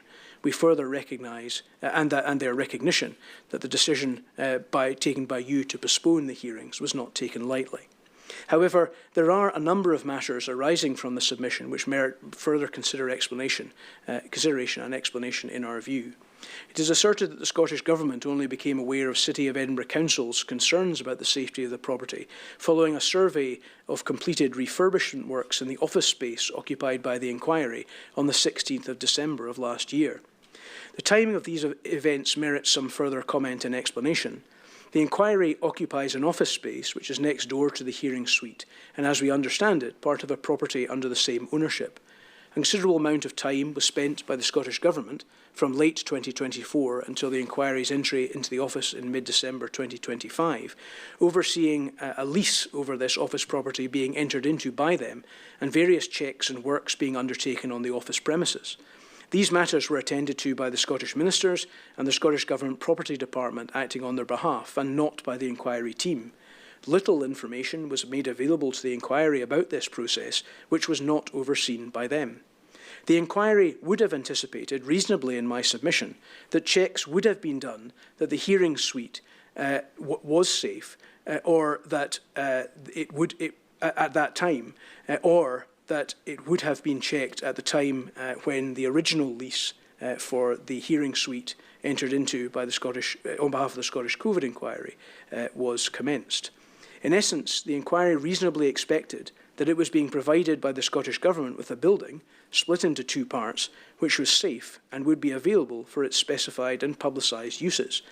That this matter only arose in December 2025 begs the question in my submission as to whether it was not checked sooner, and if not, why not? Further, the timing of the apparent revelation of there being a safety issue needs to be placed in the context of the inquiry's planning and in light of what was communicated to the inquiry about it. At that time, the inquiry was in the midst of its preparations for its Section 1 hearings, a complex process which, as was set out at the opening statements hearing, involved a challenging timetable to be able to achieve the hearings taking place in April, as had been widely publicised and anticipated. The Chair and inquiry team were keen, as I'm sure core participants were also, to maintain the momentum which had been achieved in the work of the inquiry by the hearings it had held in the latter half of 2025. It is important to note that the information which was received by the inquiry in this regard was limited and often confusing. It was transmitted, as the Scottish Government submission accepts, orally. The Secretary of the Inquiry was charged with relaying it back via the inquiry's senior team meeting structure to the Chair and other senior members of the inquiry team. No clear message about the nature of the safety issue or how it had arisen was communicated. No clear impression was given by what was meant by the exclusion of members of the public, with the suggestion consistently being reported that this may not apply to individuals who were previously acquainted with using the premises, a proposition which seemed to the inquiry team to be unlikely to be accurate. We are pleased to learn from the Scottish Government's submission that the safety of our staff and members of the public is paramount. This is inconsistent, in the inquiry's experience, with the lack of clarity with which the threat to the public and the consequent advice about their ability to access the premises was expressed. In all of this, the inquiry's ability to resolve the matter remained entirely dependent on the Scottish Government team to resolve it. Throughout this period, it was consistently emphasised that it was considered likely that the matter would be likely to be able to be resolved to the satisfaction of the Council by the production of building documentation, which was anticipated from the landlord. Again, this aspiration on the part of the Scottish Government team seemed misplaced to the inquiry team, in particular as time went on, given the fact that if there were such a simple solution, surely it would have been achieved quickly. It remains unclear to this day how a building warrant would demonstrate the required safety, as opposed to a completion certificate relating to the relevant building works. It is in this context that the assertion made by the Scottish Government must be understood that the Scottish Government officials have been in frequent, regular contact with the inquiry team, in particular the Secretary to the Inquiry, to provide information as to the issues in progress. Throughout this period, the oral contact which has taken place has provided little clear information and certainly little, if anything, by way of progress.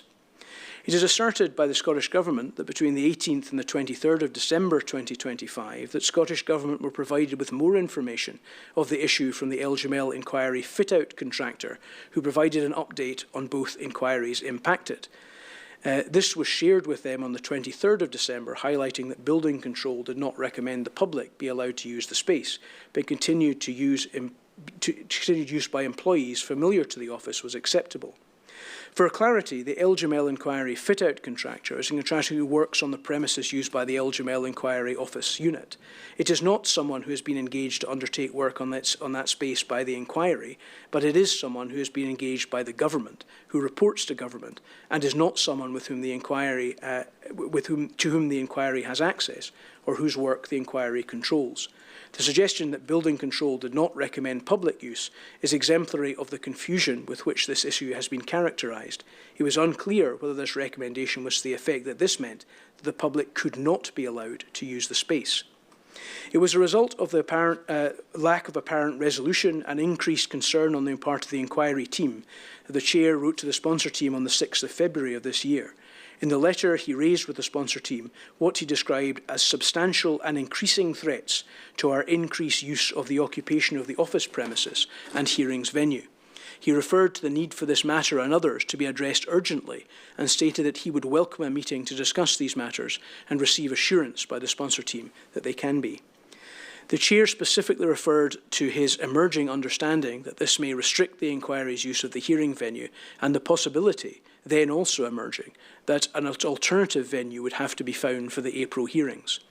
It is notable that there is no suggestion of any progress being made by the Scottish Government on the building issue, as per their timeline in the period between the 12th of January and the 24th of March, by which time the Chair had required to take the decision to postpone the hearings in the interests of, and by way of advance notice to, all concerned in the inquiry's work, and to avoid the unnecessary cost, effort and anxiety which aborted preparations from that point on would have entailed. As I have already said, the Chair did not receive a reply to his letter of the 6th of February until the 1st of April, which was too late, given the need for clear and informed decisions to be taken by him about the fate of the planned hearings much earlier than that. Thus, no written update in response to the Chair's letter was received, and no alternatives were proposed. The response on the 1st of April indicated that both the head of the sponsor team and the Cabinet Secretary were frustrated about the matter, and the Cabinet Secretary has asked his team to seek to address this quickly and effectively. It was also stated that following completion of the fit-out for the Eljamel inquiry team space, contractors conducted a survey in February 2026, which they then reported on, that their view was that the walls on LG2 did not meet the technical standards for non-domestic buildings. It appears that it was thus in February that a survey revealed there to be a problem with the walls with safety implications. The February survey is not mentioned in the timeline submitted by the Scottish Government for this hearing. The letter of the 1st of April narrates that the Council had been looking for the landlord either to provide evidence of building warrant approvals, which the landlord had not. It was also intimated that the property had now been sold to a new landlord on the 23rd of March, or to apply for a retrospective warrant. No proposed course or timetable towards solution was proposed. No alternative was put forward. The head of the sponsor team undertook to keep the Secretary of the Inquiry update on progression towards the building solution. In the meantime, a considerable amount of time on the part of the inquiry had been taken up, trying to gain better information about the safety issue and its implications, and seeking to explore the complex issue of the restriction of the hearings in a way which would satisfy the need to make progress, with the increasingly apparent reality that the issue preventing public attendance would not be resolved in time. This, of course, has proven correct, as the issue is not resolved now, nor does it appear that there is any real basis upon which to think it will be soon. The patient group and others have rightly raised the issue of what was known about alternative venues. The Scottish Government's response in this regard is equally perplexing. It says that a key mitigation that was considered as part of the resolution strategy was to consider alternative facilities that achieve, as a minimum, the same standard of service and capability of as Waverley Gate.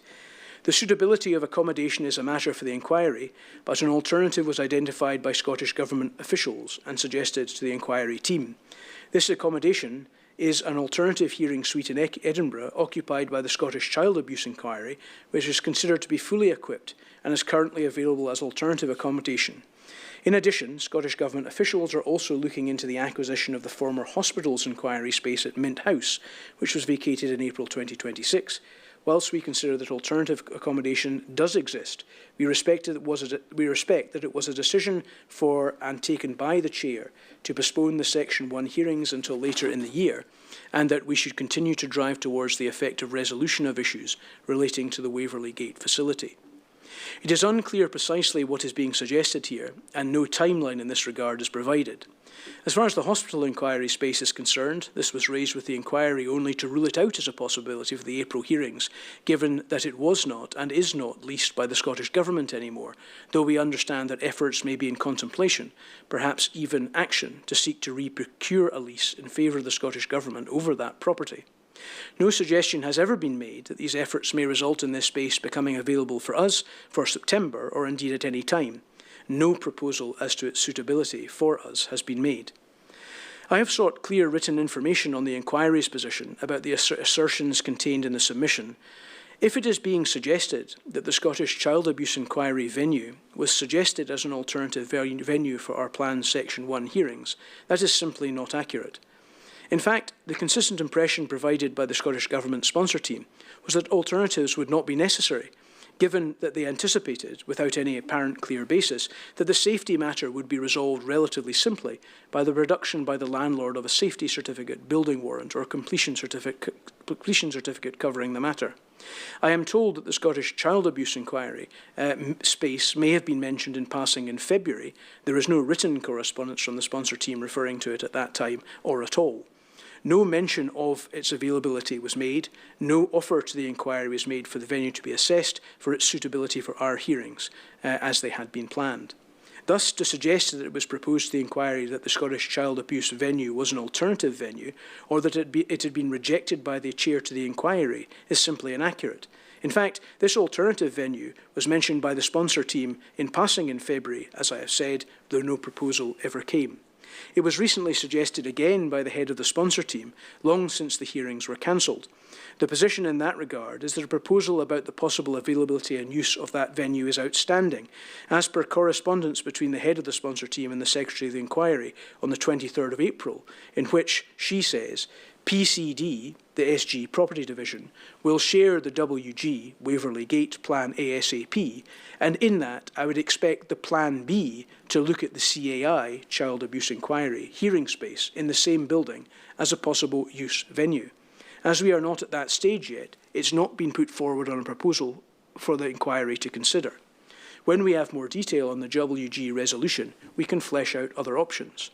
On the 28th of April, the inquiry's secretary replied, "Thank you for advising that there will be a plan from PCD and that this will include a Plan B option or options.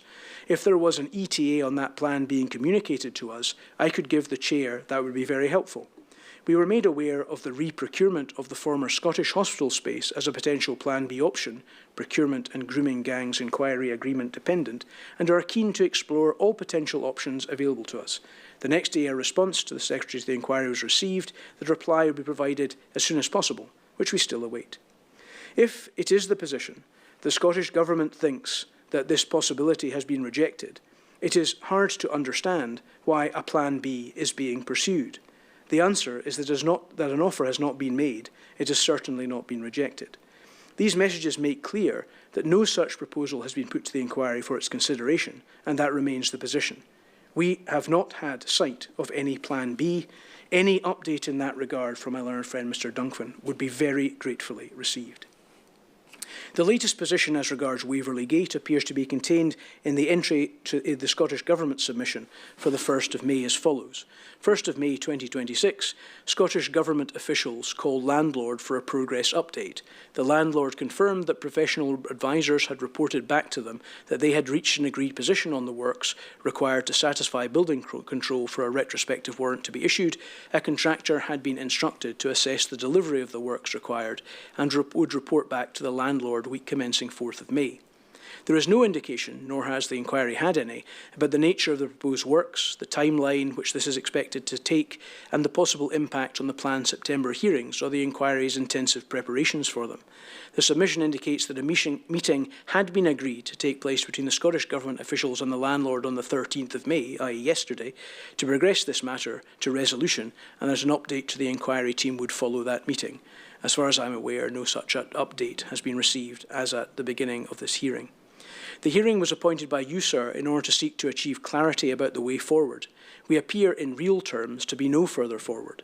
The submission made by the Scottish Government as sponsor of the inquiry makes one thing clear, that you were right to seek to rely on the apparent expertise of the Scottish Government, given the complexities involved in procuring and providing a building which is fit for the public to use in the way in which we wish to use it. However, in doing so, you were, in my submission, entitled to assume that that expertise would involve diligent examination of the suitability of the building for that purpose from the outset, which would have avoided these problems arising in the midst of our hearings plans.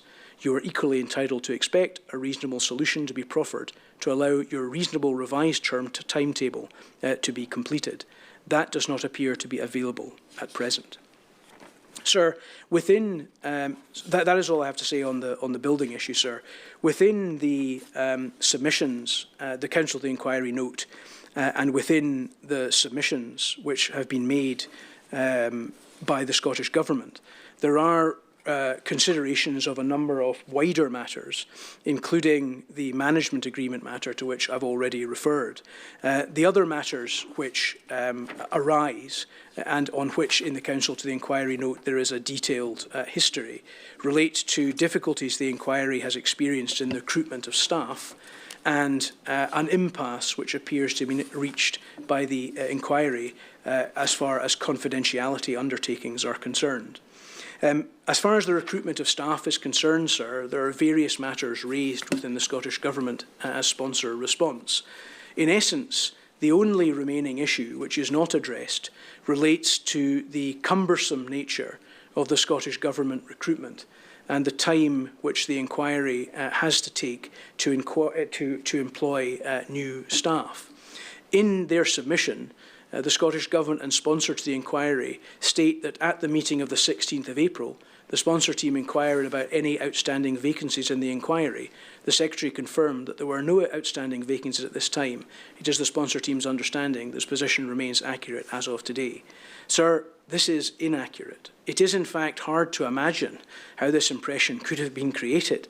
The minute of the meeting sent to the sponsor team makes clear that this position is wholly misguided. The minute narrates that the Secretary to the inquiry made reference to urgent vacancies and to the urgent need for the speed of recruitment and onboarding of staff to be improved. The submission makes no mention at all of the repeated requests by the inquiry to seek to expedite the onboarding of staff, which has caused inordinate delays in the aftermath of what are already cumbersome Scottish Government recruitment processes. It is important to note that the Secretary of the Inquiry now oversees these, and so they run much better, but that they are still dependent, as far as timing is concerned, on the lengthy period required for onboarding of the staff. At that meeting, she made clear that there are vacancies in significant positions, and therefore this is a matter which I would call upon the Scottish Government sponsor team to address as soon as possible.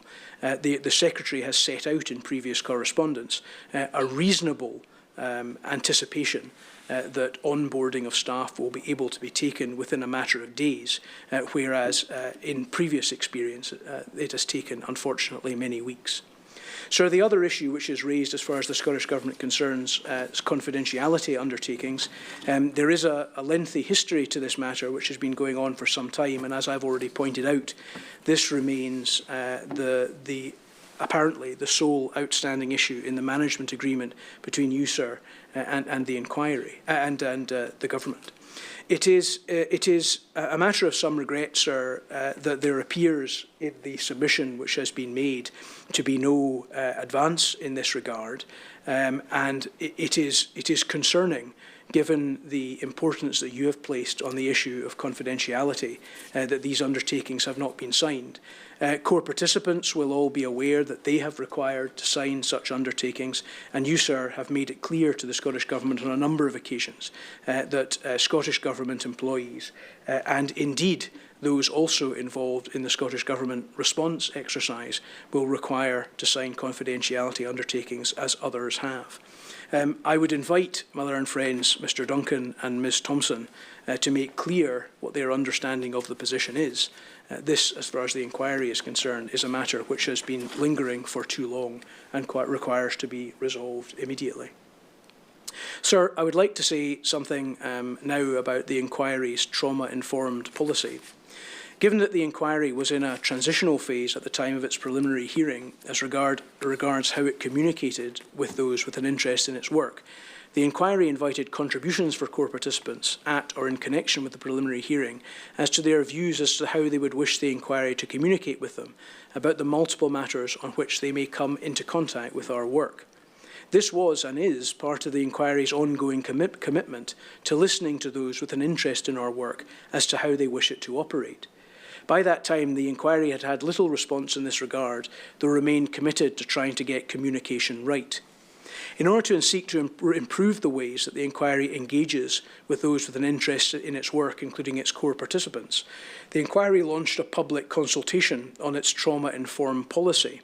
It intends to implement that policy in its work, and that process has already commenced.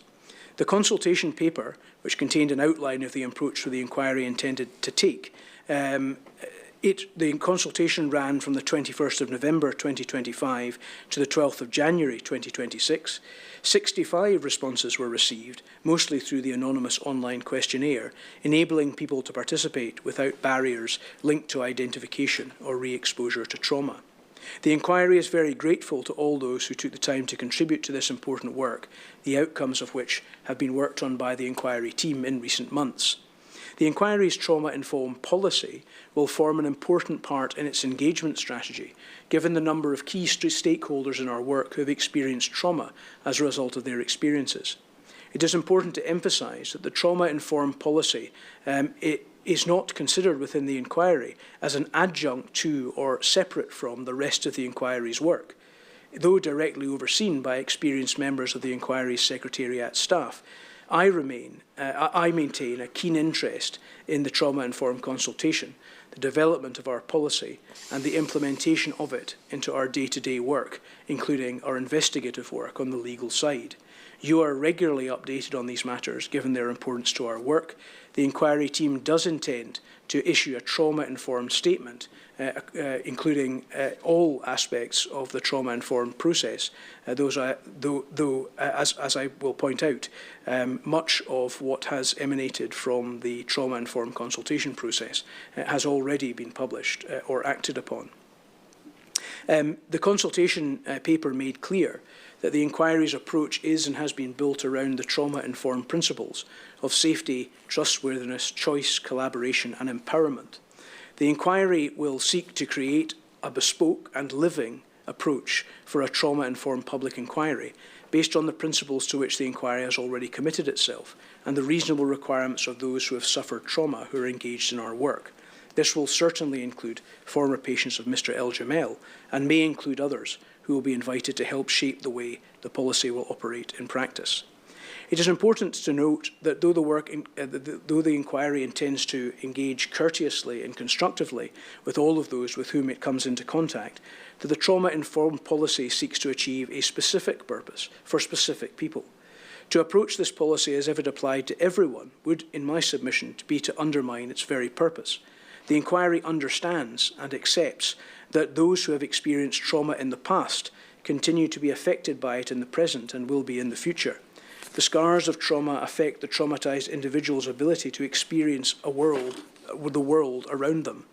That includes their ability to experience, participate in and learn from the process of the inquiry. Therefore, the inquiry needs to learn about how trauma has affected those individuals and how it affects their ability to interact with our work in order to do all we reasonably can to make participation in our work as beneficial, fulfilling and productive as it can be. The trauma-informed policy will, by its nature, require to be adaptable to circumstances and the particular issues which are faced by those who fall into this group. Defining our goals too rigidly would be self-defeating. However, as being trauma-informed also requires the inquiry clearly to set its goals and adhere to them, as far as it reasonably can by the exercise of all due diligence. The setting of goals and the clear publication and explanation of them also requires to play our part. Thus, the trauma-informed consultation report has now been published and is the next step in this ongoing process. In accordance with our principle of listening, the report sets out what we were told by the people who engage with us. It sets out to show that we have listened to, respected and understood what we have been told.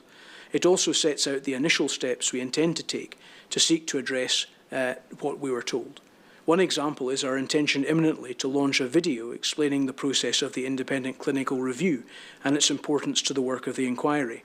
This important project resulted from people telling us that they had struggled to understand the ICR and its role, and that information needed to be shared in formats like video, which many people who responded find more accessible to them than other formats.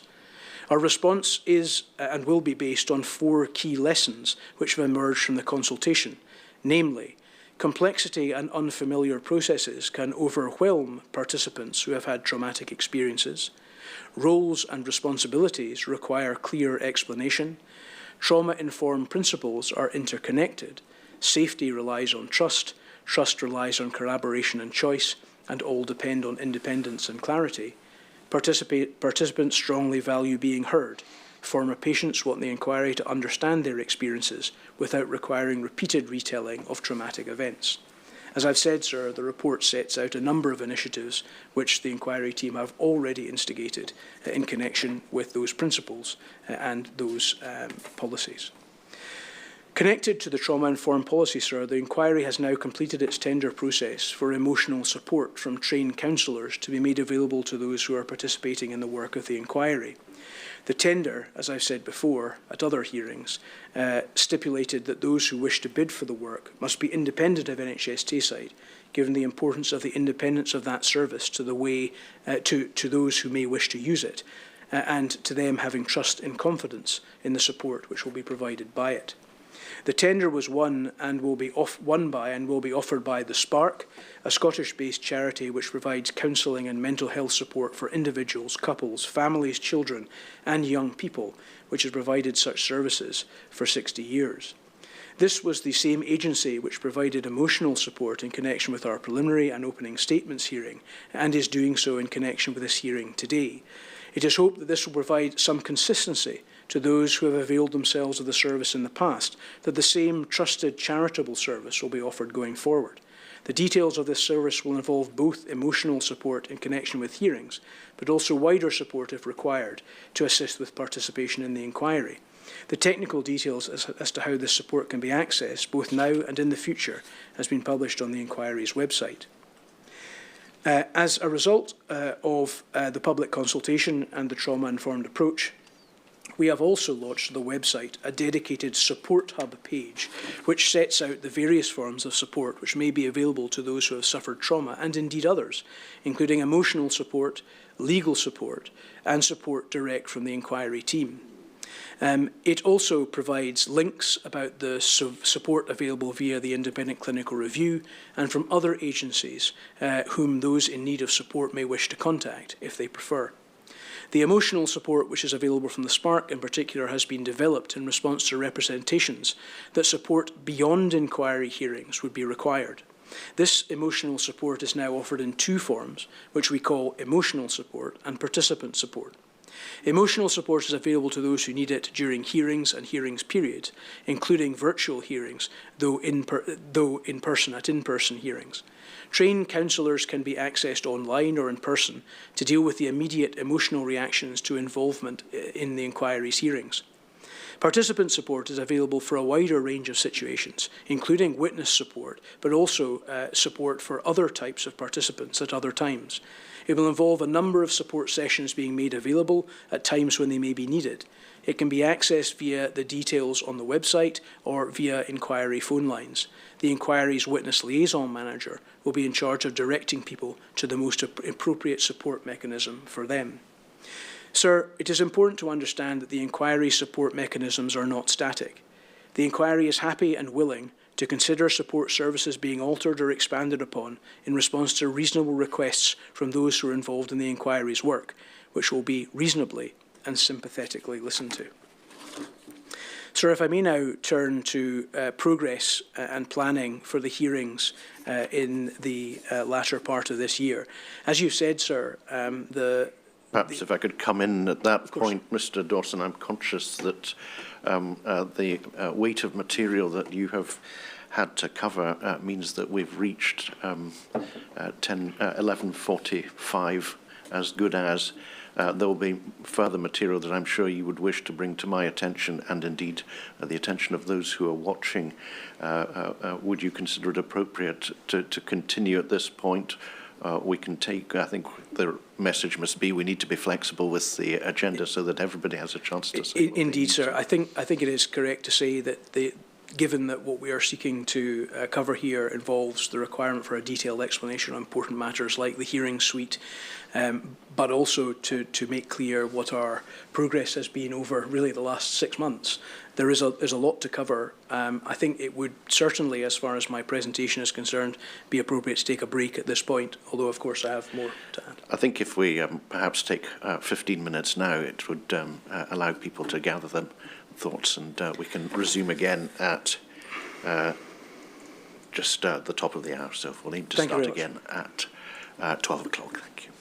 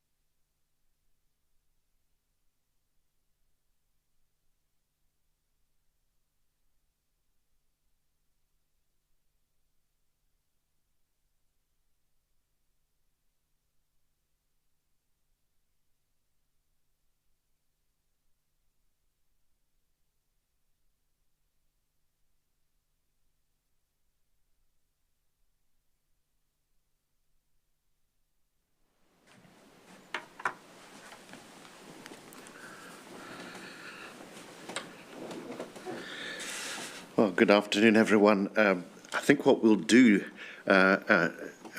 is I will start by inviting you, Mr. Dawson, to continue and conclude your submissions, and then, if it's convenient to him, I'll simply invite Mr. Duncan to address the hearing directly afterwards, and that will take us up to lunchtime.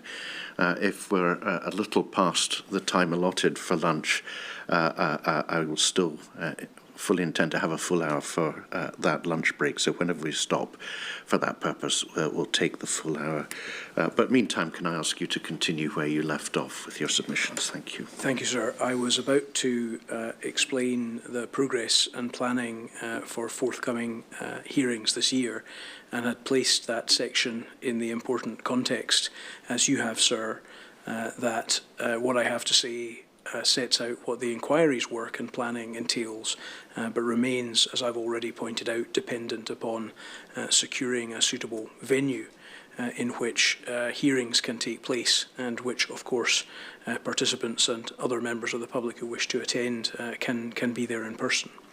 So, sir, as far as Section 1 preparations are concerned, as core participants are already aware, Section 1 of the inquiry's investigations is primarily concerned with setting the scene for the rest of the evidence to be heard by the inquiry. It will be an introductory section at which it is intended that evidence will be heard relating to a number of areas which have been set out at previous hearings and in a provisional scope for the Section 1 hearings, which has been circulated to core participants and published. It should be emphasised that as Section 1 of the evidence is intended to provide important factual context to the sections which follow, it will not be necessary for all issues to be ventilated with witnesses who are called to give evidence in Section 1.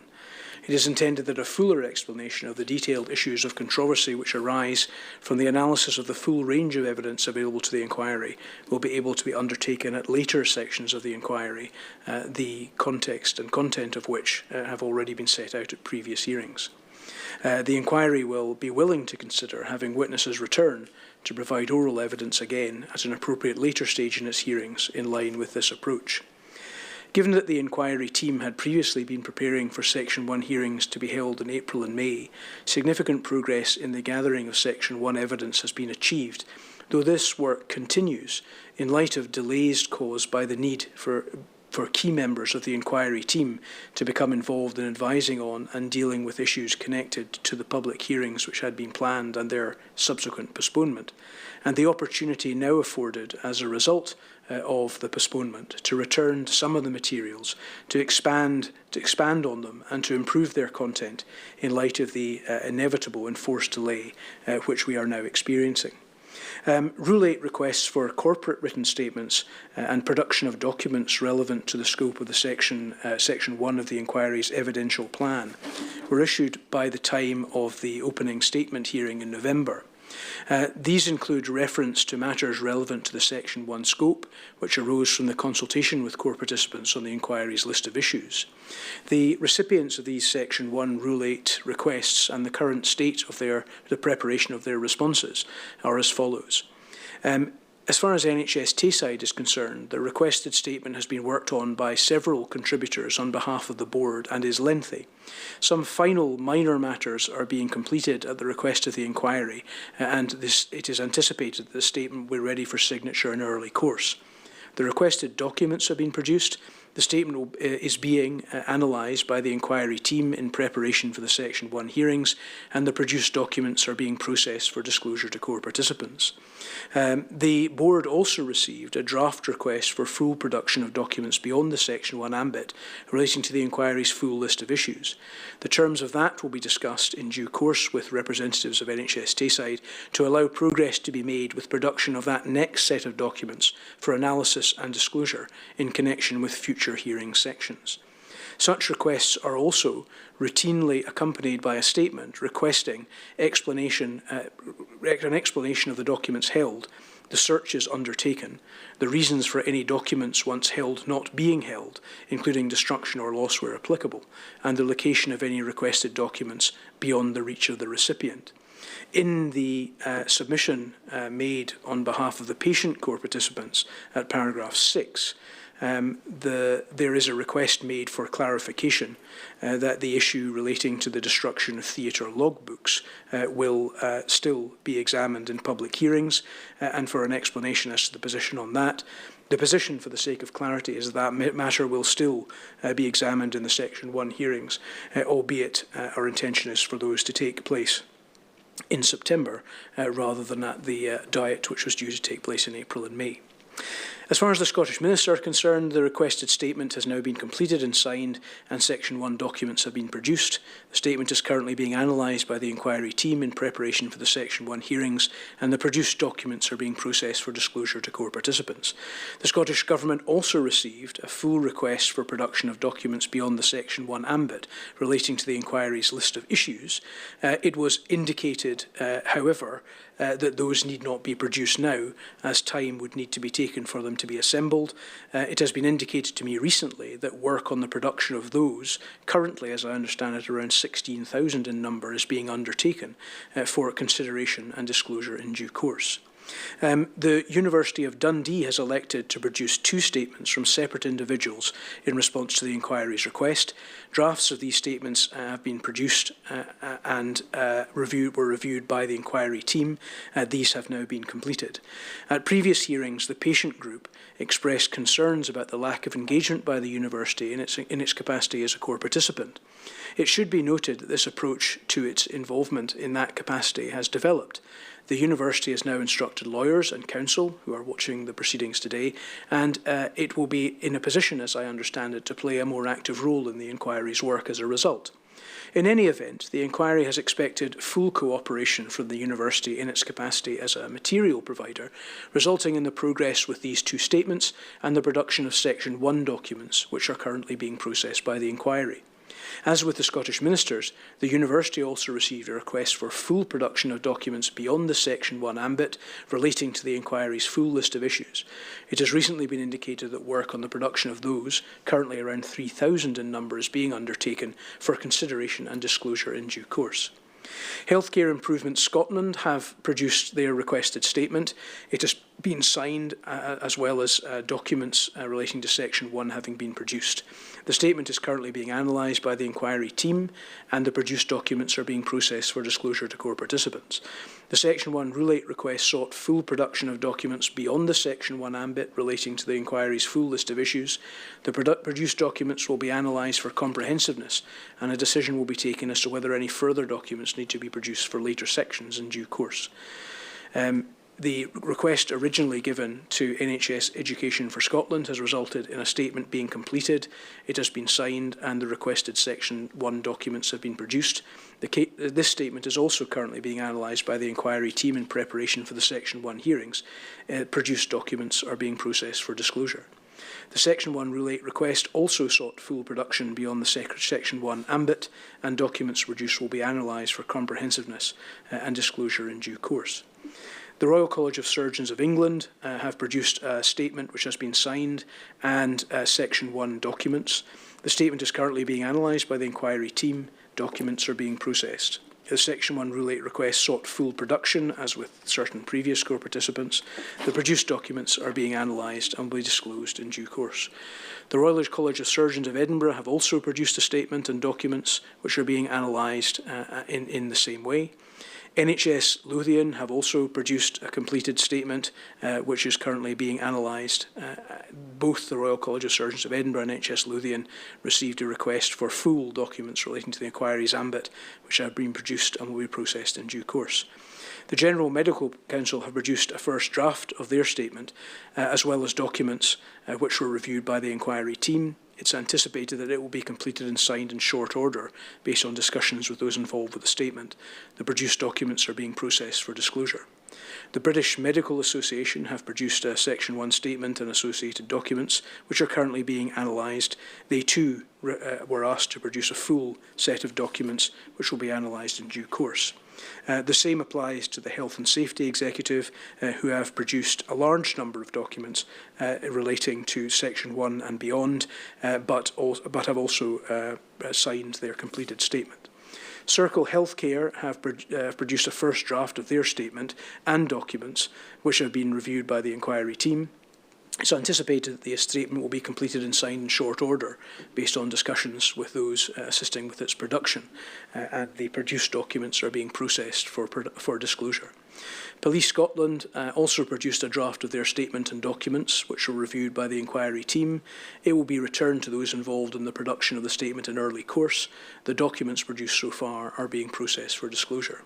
Similarly, as far as the BBC is concerned, a first draft of the statement and documents were reviewed by the inquiry team, and it's anticipated that it will be completed and signed in short order based on recent discussions. Liz Smith, MSP, produced a first draft and indeed signed a statement which was reviewed by the inquiry team. Documents which were produced included references to numerous patients with whom Liz Smith has spoken over the years and multiple references to personal data. Those mentioned will require to be contacted as interested parties if reference to them remain, to allow them to apply for anonymity and/or restriction relating to that material. Given these complexities, the draft has been returned to Council for further review in order to ascertain how much of the material is strictly necessary and needs to be processed in that way. Further comments will be returned to the witness if necessary in early course to allow the necessary processing to take place thereafter. Michael Mara, MSP, has not completed his statement, but it's understood that it will be completed imminently. Willie Rennie, MSP, has also been asked to produce a statement which it is understood has recently been signed. In addition to the position as at the last hearing, sir, further Rule 8 requests for statements and documents were sent to other recipients in connection with the Section 1 workflow. A Rule 8 request for a statement was sent to the Patient Safety Commissioners for Scotland. A first draft of this statement with the first round of documents are with the Inquiry Council team for review in accordance with our normal processes. It will then be returned to the Patient Safety Commissioner for review with comments on the draft, after which it will be finalised for signature and disclosed to core participants. Also, given that it became apparent that certain relevant records may be held within the National Records of Scotland, a further Rule 8 request to that body was created, and a first draft of a witness statement and documents are expected to be received in early course. Sir, I think it important at this stage to point out that the process which the inquiry follows for the completion of witness statements and the production of documents is an arduous process which involves many components. Many of the requirements of these processes are imposed by the statutory regime which underpin the inquiry's work and are not optional, including the way in which documents need to be analysed for potential restriction of aspects of their contents.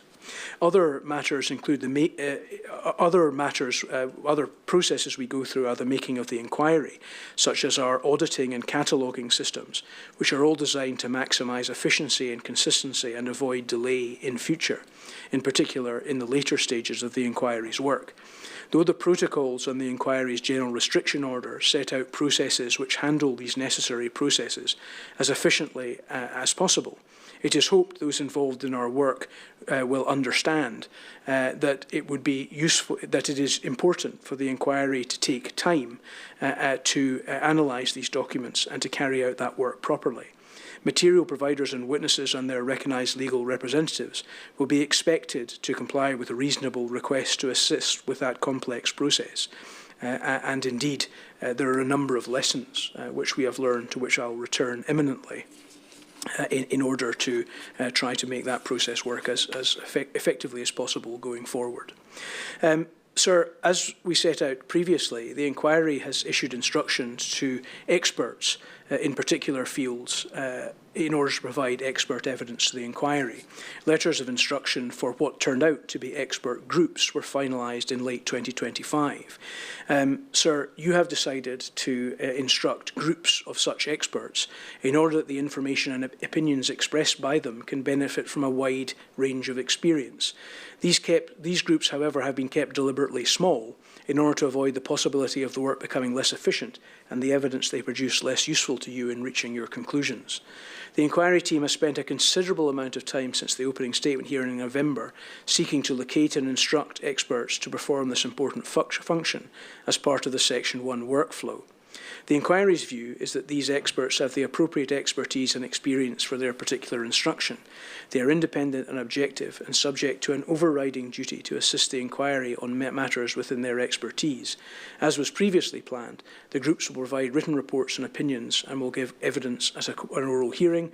Their work will benefit from the helpful contributions to their instructions suggested by core participants early in 2026 and from contributions they will be able to make to oral hearings at which the expert will be examined on their evidence by counsel to the inquiry.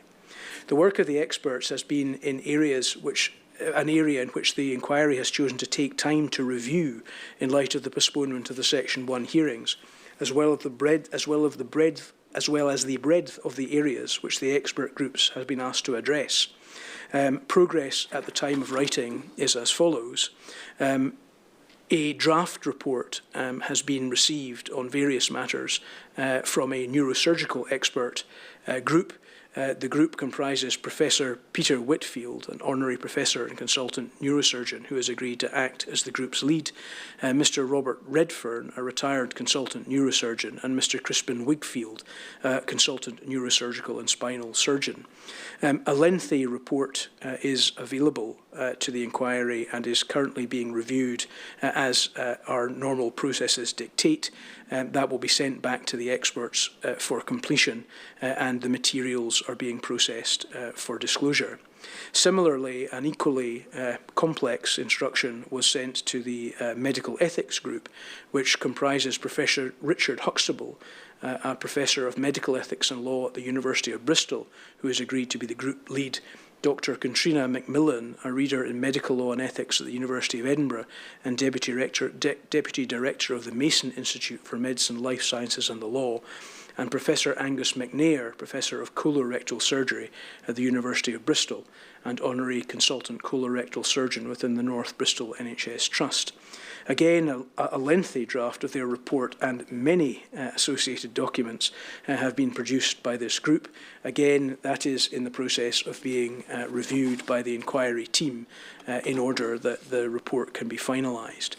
Sir, as far as the final group is concerned, that is our healthcare administration group, I'm not at this stage at liberty to reveal the identity of those who have been instructed, although two leading academics and possibly a third member of the group have been identified by the inquiry team.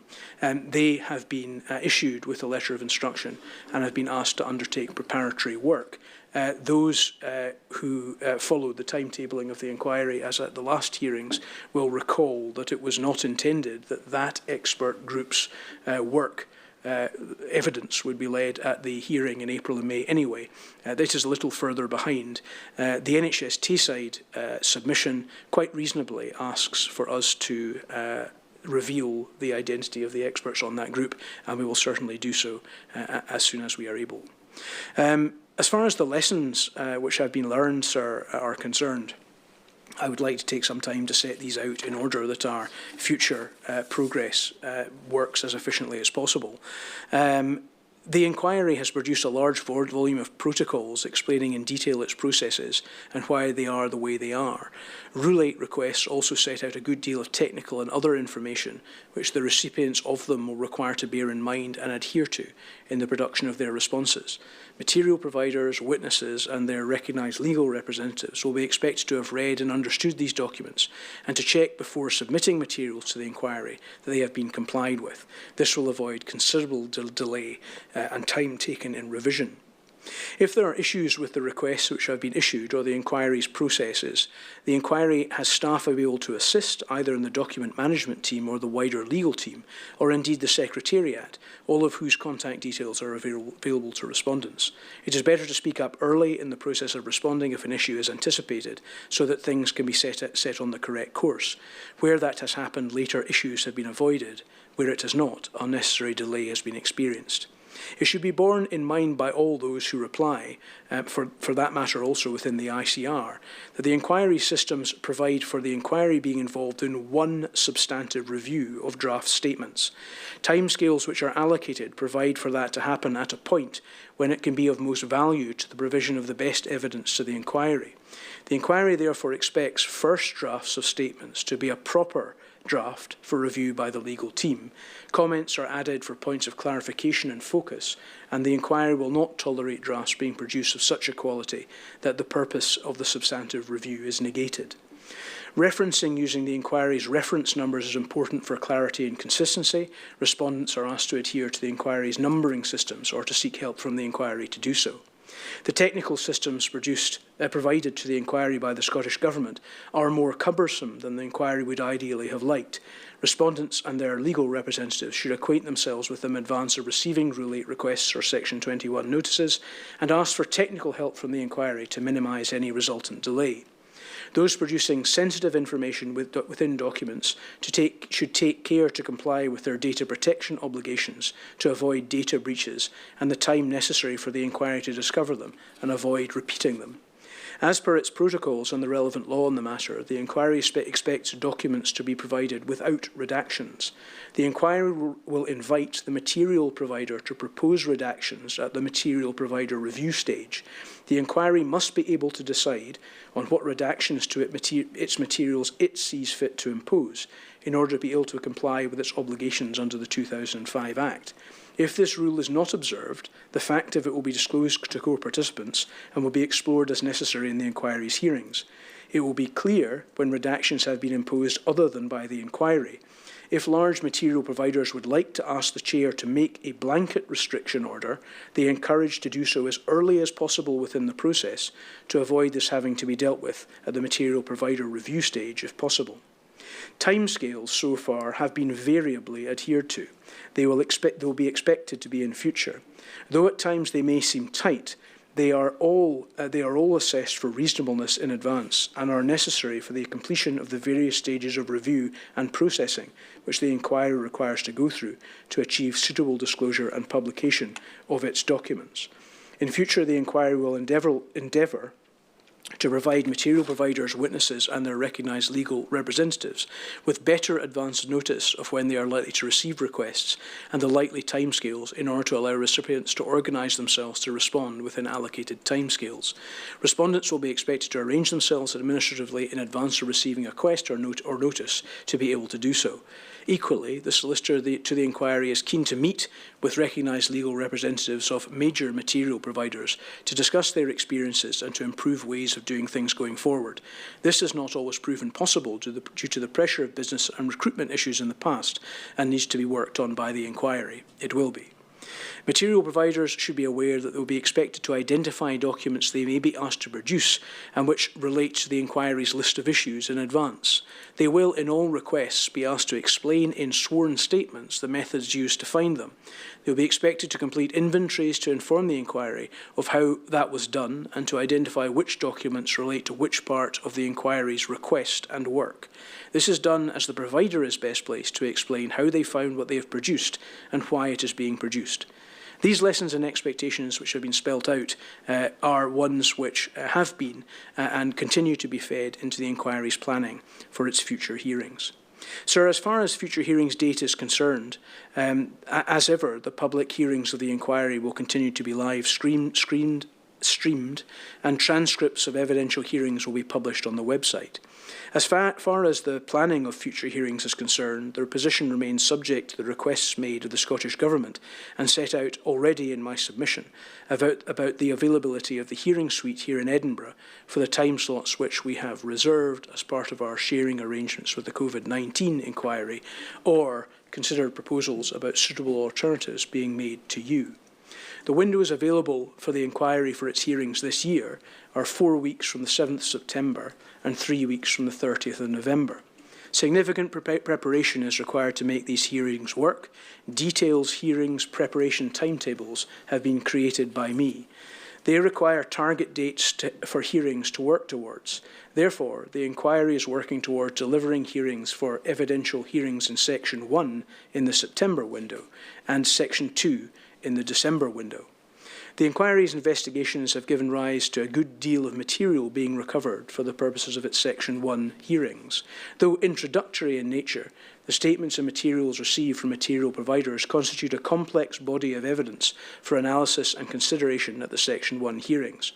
Though the inquiry would have preferred not to have been put in this position and to have proceeded with the Section 1 hearings as planned, the inquiry team has taken the opportunity to take advantage of the extra time afforded to them. The team is taking more time to go over the statements and materials to try to improve their quality and comprehensiveness. That is an ongoing process. The Section 1 timetable has been reviewed in light of the evidence which has been received. This has given rise to the opportunity to reassess the number of days which could usefully be used for the Section 1 hearings, which are now planned to take place in the 4-week slot booked from the 7th of September, subject to the hearings venue issue being resolved. For the sake of clarity, and in response to the patient group submission, as I've said, the issue of theatre logbooks will still be covered then. To answer a point made by NHS Tayside, the sectional scopes which have been released are necessarily broad descriptions of the topics to be covered, as has always been the case.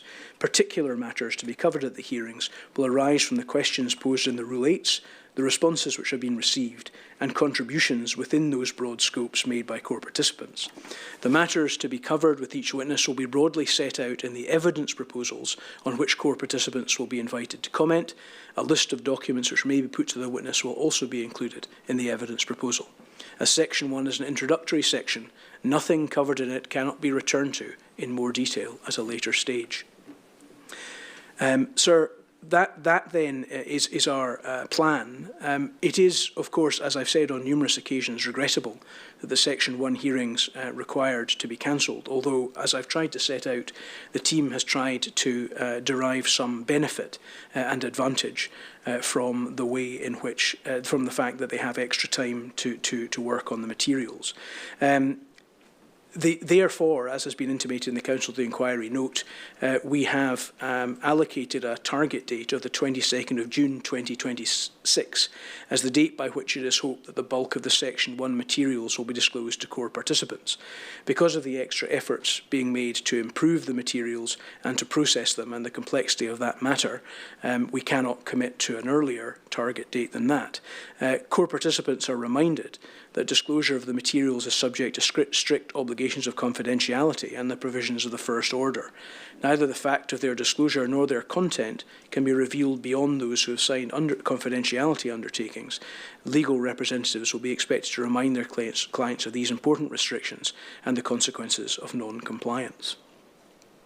So as far as Section 2 is concerned, the Section 2 hearings are also being prepared for by a separate part of the legal team.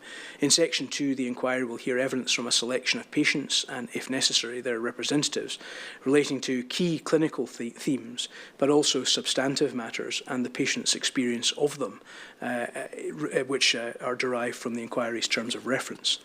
In Section 2 of the hearings, the inquiry will also hear evidence from the ICR about its findings of substandard clinical care, which have been revealed in that process.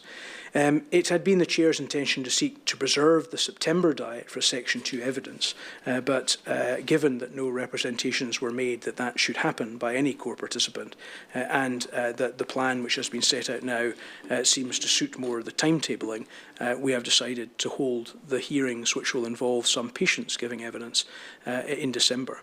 In light of the need to press on with the inquiry's own investigations of matters falling within its Section 2 remit, including the drafting of Rule 8 requests for patients and the production of Section 2 statements in accordance with the internal plans, the inquiry has sought representations from the Levy-McCrae group as to witnesses who they suggest should receive such requests and why, to supplement the inquiry's own investigations in that regard. Those submissions have now been received, though they have come with a caveat that certain potential witnesses have not been able to be considered.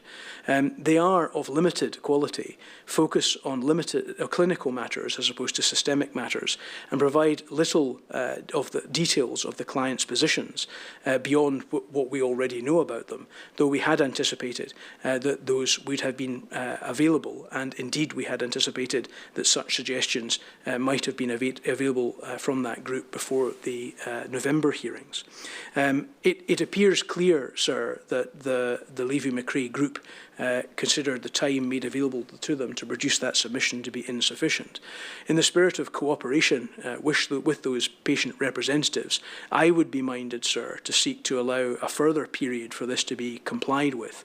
I might suggest that a further period of 2 weeks could be accommodated within the inquiry's complex Section 2 timetable. I would ask my learned friend, Ms. Cherry, to indicate whether that would be of use to her instructing agents in conducting that important work. Sir, we will hear submissions later from the independent clinical review and a detailed update on the position in that regard has been provided in the Counsel to the Inquiry note. There have been a number of important developments in the work of that process, which is now up and running, although the main message which is included in the note is that matters have not proceeded along the timeline which was set out at the time of the November hearings. There appear to be various reasons for that, and the Counsel to the Inquiry note sets out that we have experienced some difficulty with the apparent support which has been offered to clients of Levy-McCrae in the production of their applicant statements. I understand, sir, from the representations that have been made on behalf of that group that they appear to have learned from their experiences and streamlined their procedures, which is an extremely encouraging matter to hear.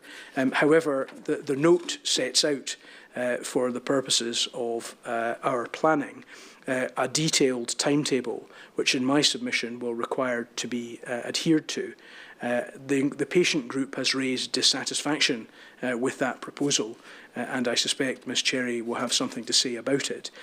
My position is that this timetable has been agreed with the independent clinical review and is a timetable which will be necessary for the hearings in December to be able to be delivered and for the agreed amount of material to have been processed by the ICR in time for those hearings to take place. As I've already said, it has been a consistent message of the patient group and indeed wider former patients of Mr. Eljamel that they seek to be heard in this inquiry, which they will be, and they seek that the resolution of the matters which are within our remit requires to take place as soon as possible.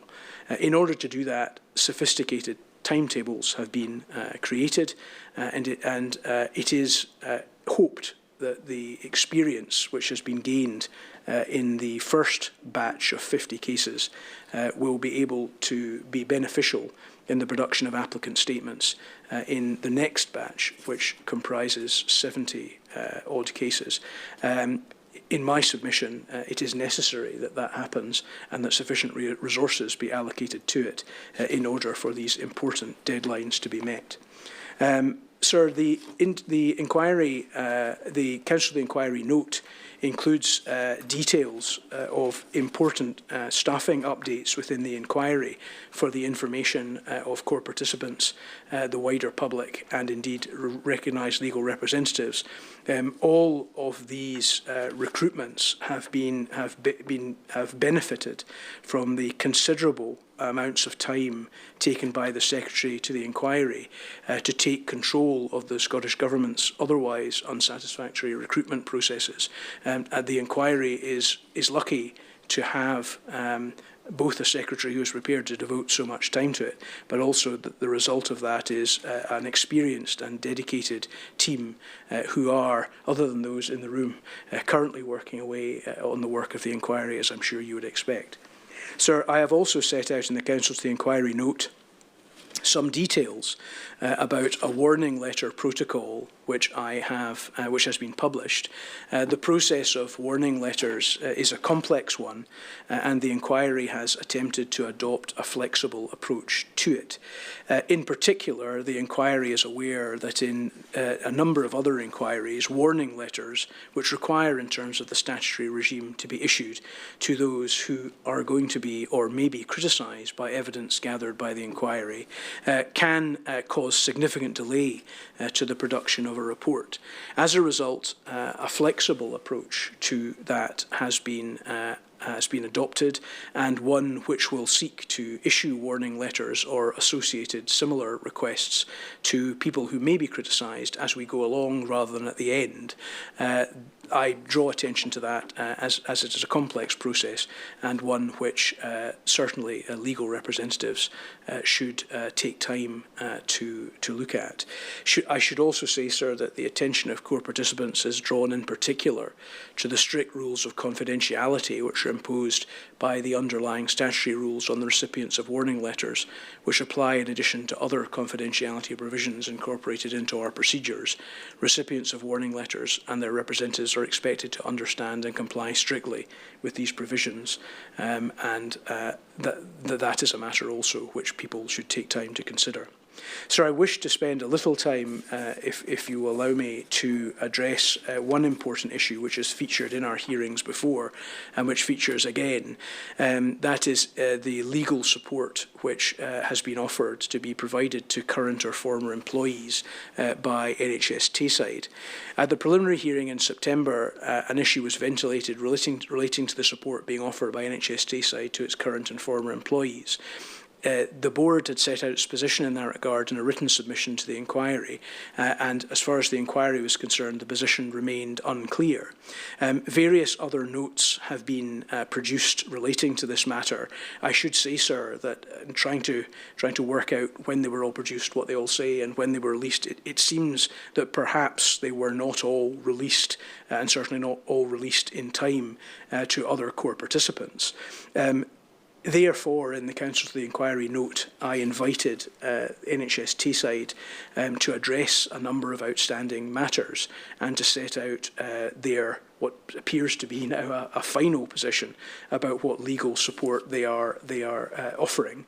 That is a helpful summary for those who wish to understand the matter, and that will include not only the inquiry's core participants but also current and former employees who wish to avail themselves of that service. Sir, the current position and the issues which appear to arise appear to me to be as follows. The board has clarified that it does not wish to make an application to you for an endorsement of their plans. Thus, sir, there is nothing for you to determine today as I understand it. However, it is clear elsewhere that the board does seek the inquiry's acceptance of their plan, and indeed to the extent that they wish to express a view, the acceptance of other core participants. It is clear that it will be necessary in any event for the board to seek the inquiry's assistance in certain matters, as certain practical steps will be necessary to facilitate the legal support service being offered, and also certain dispensations will be necessary within the inquiry's procedures to allow it to operate. The reason why these dispensations will be necessary remains that the concept of legal support is and remains one of the board's own making. It does not, in my submission, fit well with the statutory framework within which inquiries fit, given that that statutory framework assumes that such support will form a part of legal representation. It follows, therefore, that the imposed and adopted procedure within this inquiry will require to be altered to cater for this proposal, as it is a novel concept and process which still appears to be evolving in the last couple of days. Sir, I think that it will be necessary for you in due course to write to the board with your final position, now that I understand that the board's position is finally settled. Though you have received advice on this issue internally, you have not yet expressed a view on it, which will to some extent be necessary in order that the processes and dispensations required can be put in place if you're minded to do that. However, for present purposes, I think I can set out some relevant considerations which may help advance matters. It's clear from the submission that NHS Tayside's legal team for this inquiry are instructed by and represent NHS Tayside only. In this inquiry, NHS Tayside's legal representatives do not represent former or current employees. I do not accept that this is the result of a legal impediment to them doing so. The fact that the Central Legal Office was created to provide legal services to health boards does not, in my view, prevent them in cases where individual witnesses who are current or former employees of the board and where no conflict of interest exists from accepting instructions to represent the interests of those current or former employees. The distinction which the board draws between individuals providing evidence as individuals and not being representatives of the board is, in my view, an artificial one, where the matters they are being asked about are actions they took as a means of the board interacting with the rest of the world. In that sense, they did represent the board. That said, as the view of the inquiry on the matter is not being sought, the fact that the fact is that the recognised legal representatives of the board are instructed only in that limited capacity. That is simply the position. Legal support to current and former employees is all that is being offered. That may come as a surprise or disappointment to current or former employees, but as that is a matter between the board and them. It's not, in my submission, a matter for the inquiry. As I understand it, NHS Tayside and its legal team will provide assistance in the preparation of corporate witness statements. Indeed, they have done that, as I understand it, to date. The board has clarified that in order to maintain an appropriate degree of independence in the legal support being suggested, a separate senior solicitor will be instructed at the Central Legal Office to provide this service to current or former employees.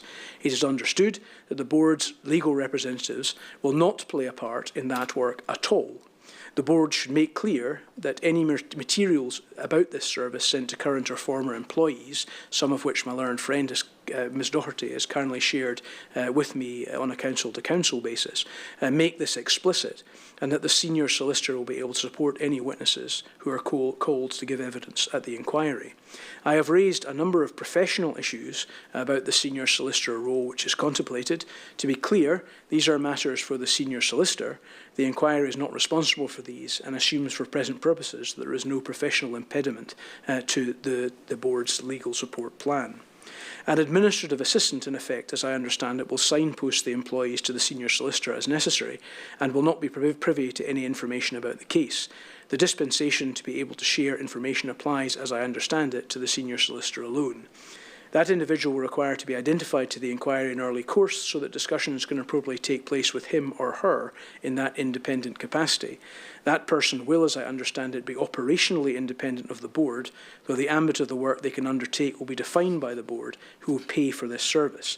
As this independence is an inherent part of that solicitor's role, I understand it is now accepted by the board that no conflict check will be necessary.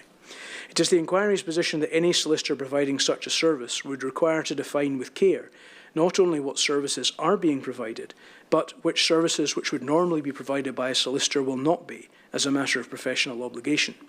Though ultimately, as I have said, that will be a matter for the senior solicitor, the board will ultimately limit that service and should therefore be clear as to what services will be provided and what, in the ordinary course of solicitors' work, will not. It has been clarified that the support will not constitute legal advice or representation. I have deduced, I think correctly from the submission, that it will not cover handling warning letters, as the note refers to the need for separate representation in the event of criticism being raised. The inquiry sought clarity from the board on what services would be provided as part of the support service. They have clarified that they will still help the inquiry with the identification and location of possible witnesses, which is appreciated. As far as the identification of what interests the board represents and what it does not, care in this regard will be necessary, for example, in the area of proposed redactions. The inquiry will require to be satisfied where redactions to materials are sought that the board has a legitimate interest when it does not represent its current or former employees in seeking for them to be applied. Service of documents on the board or any representative The board has made clear that that Rule 8s and the like will require to be centred on the individuals, although this will be administratively cumbersome. I think it's a necessary corollary of the position being advanced.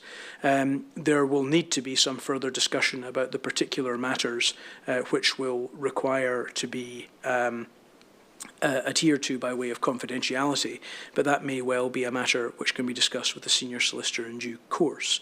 There may also require to be a further conversation with the board about how their practical or emotional support will be provided, in particular the practical support, in order to make sure that documents provided to the board by the inquiry are only used for the purpose for which they have been communicated.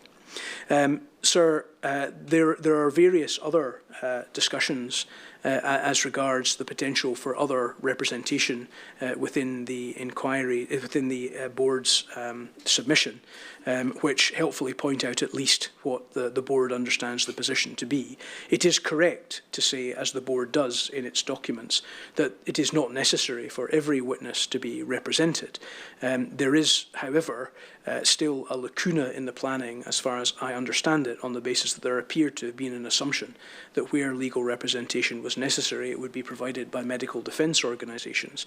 Though that may be available to certain doctors, it would not necessarily, no such support or representation would be likely to be available to other individuals, such as nurses, executives, or other administrative staff of the board. In this regard, I note that there appears to have been a development in the latest submission that the board has suggested that funding may be made available by the board for such separate representation to be accessed. The board is asked to expand on the circumstances in which it would be prepared to provide that funding. Sir, I hope that that summary is accurate, and no doubt my learned friend Ms Doherty will point out if I've got any aspects of it correct. I'm obliged to her in particular for the care she's taken in trying to set out this complex system, and to be frank, the obvious effort that has been made to try to deal with points raised both by the inquiry and by, at certain times, by the patient group to seek to address those matters. Sir, in conclusion, it's hoped that the explanations which I've provided in this submission will be of assistance to those who participate or are otherwise interested in the work of the inquiry. It is a reality that a public inquiry, being a public exercise confined by the provisions of the statute and the rules and terms of which it is created, requires to rely on other parties to conduct its work. The assistance which it seeks is assistance in the fulfilment of its aims, be they procedural or substantive in nature. You, sir, have set an ambitious plan for our work. You have done so because you and your team consider that our remit, the inquiry's background, the legitimate needs of its patient participants and indeed other interested parties require that such a plan be adopted. It is the basis, sir, of your aspiration that the inquiry must be conducted as expeditiously as the demands of reasonable thoroughness allow. Answers must be sought, and answers must be found answers must be sought, and answers must be found quickly. Sir, you have recognised that in order for these apparently contradictory forces to be reconciled, others need to be involved, and for others to be involved and to contribute to your work. In order to regulate the involvement of and reliance on others, you have set out from the very outset of this inquiry the principles upon which the inquiry must be conducted by all. These principles in my submission have continued to be adhered to by the inquiry to the best of its ability. The inquiry has continued its commitment to being trauma-informed, in particular in its consultation exercise and the consequences I have set out. The team has gone about seeking and analysing the Section 1 materials, demonstrating both thoroughness and open-mindedness. The inquiry has continued to cooperate with others. It sought the input of core participants on the letters of instruction to experts. It continues to seek to cooperate with and adhere to the Scottish Government systems upon which it is reliant, underpinned by a management agreement to which the inquiry has adhered and to which we hope the Government will also adhere. It has continued to work alongside its parallel process in the ICR to the mutual benefit of both. The inquiry has listened to traumatised patients in its trauma-informed consultation and in response to concerns brought to its attention about the possibility of holding remote evidential hearings. It has endeavoured to be clear as to its understanding of the situation and what it plans to do about it. By holding this hearing and keeping those who need to know informed of our plans despite setbacks, the inquiry has endeavoured to be both honest and clear. In all things, the inquiry has continued to assert its independence. It has continued to push the Scottish Government to sign up to its proposed management agreement, which seeks to make sure that the independence of the inquiry process is fully at the forefront of our dealings with them. These principles exist to try to identify ways in which things could be done, which increase the chance of the inquiry achieving its aims. They exist to seek to achieve a resolution of our task which is in the public interest, which is to the mutual benefit of all who play or take a part or interest in our work. The Scottish ministers who set up this inquiry in particular, I am sure, are keen that this inquiry adheres to and upholds these principles. Many of the principles which we espouse are ones which they claim to aspire to themselves across their publicly available materials.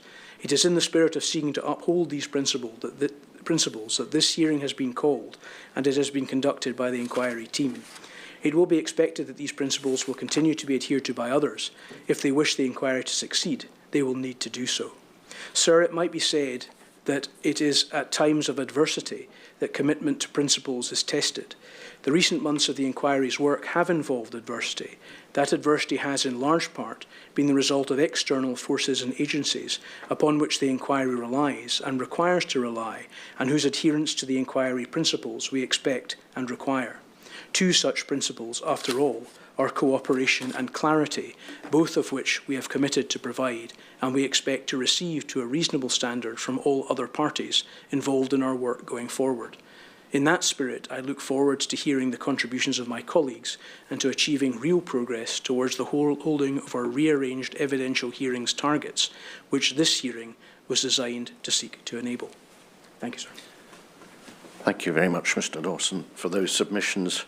I had said before you resumed your place at the lectern that I anticipated that we would move directly to Mr. Duncan's submissions. Mr. Duncan will be able to hear me and hopefully see me too. I think that no longer looks practical. We're on top of lunch, so I think what we'll do, everyone, is we will take a 1 hour break now and aim to sit again at 1:55, where Mr. Duncan will address you on behalf of those whom he represents. Thank you.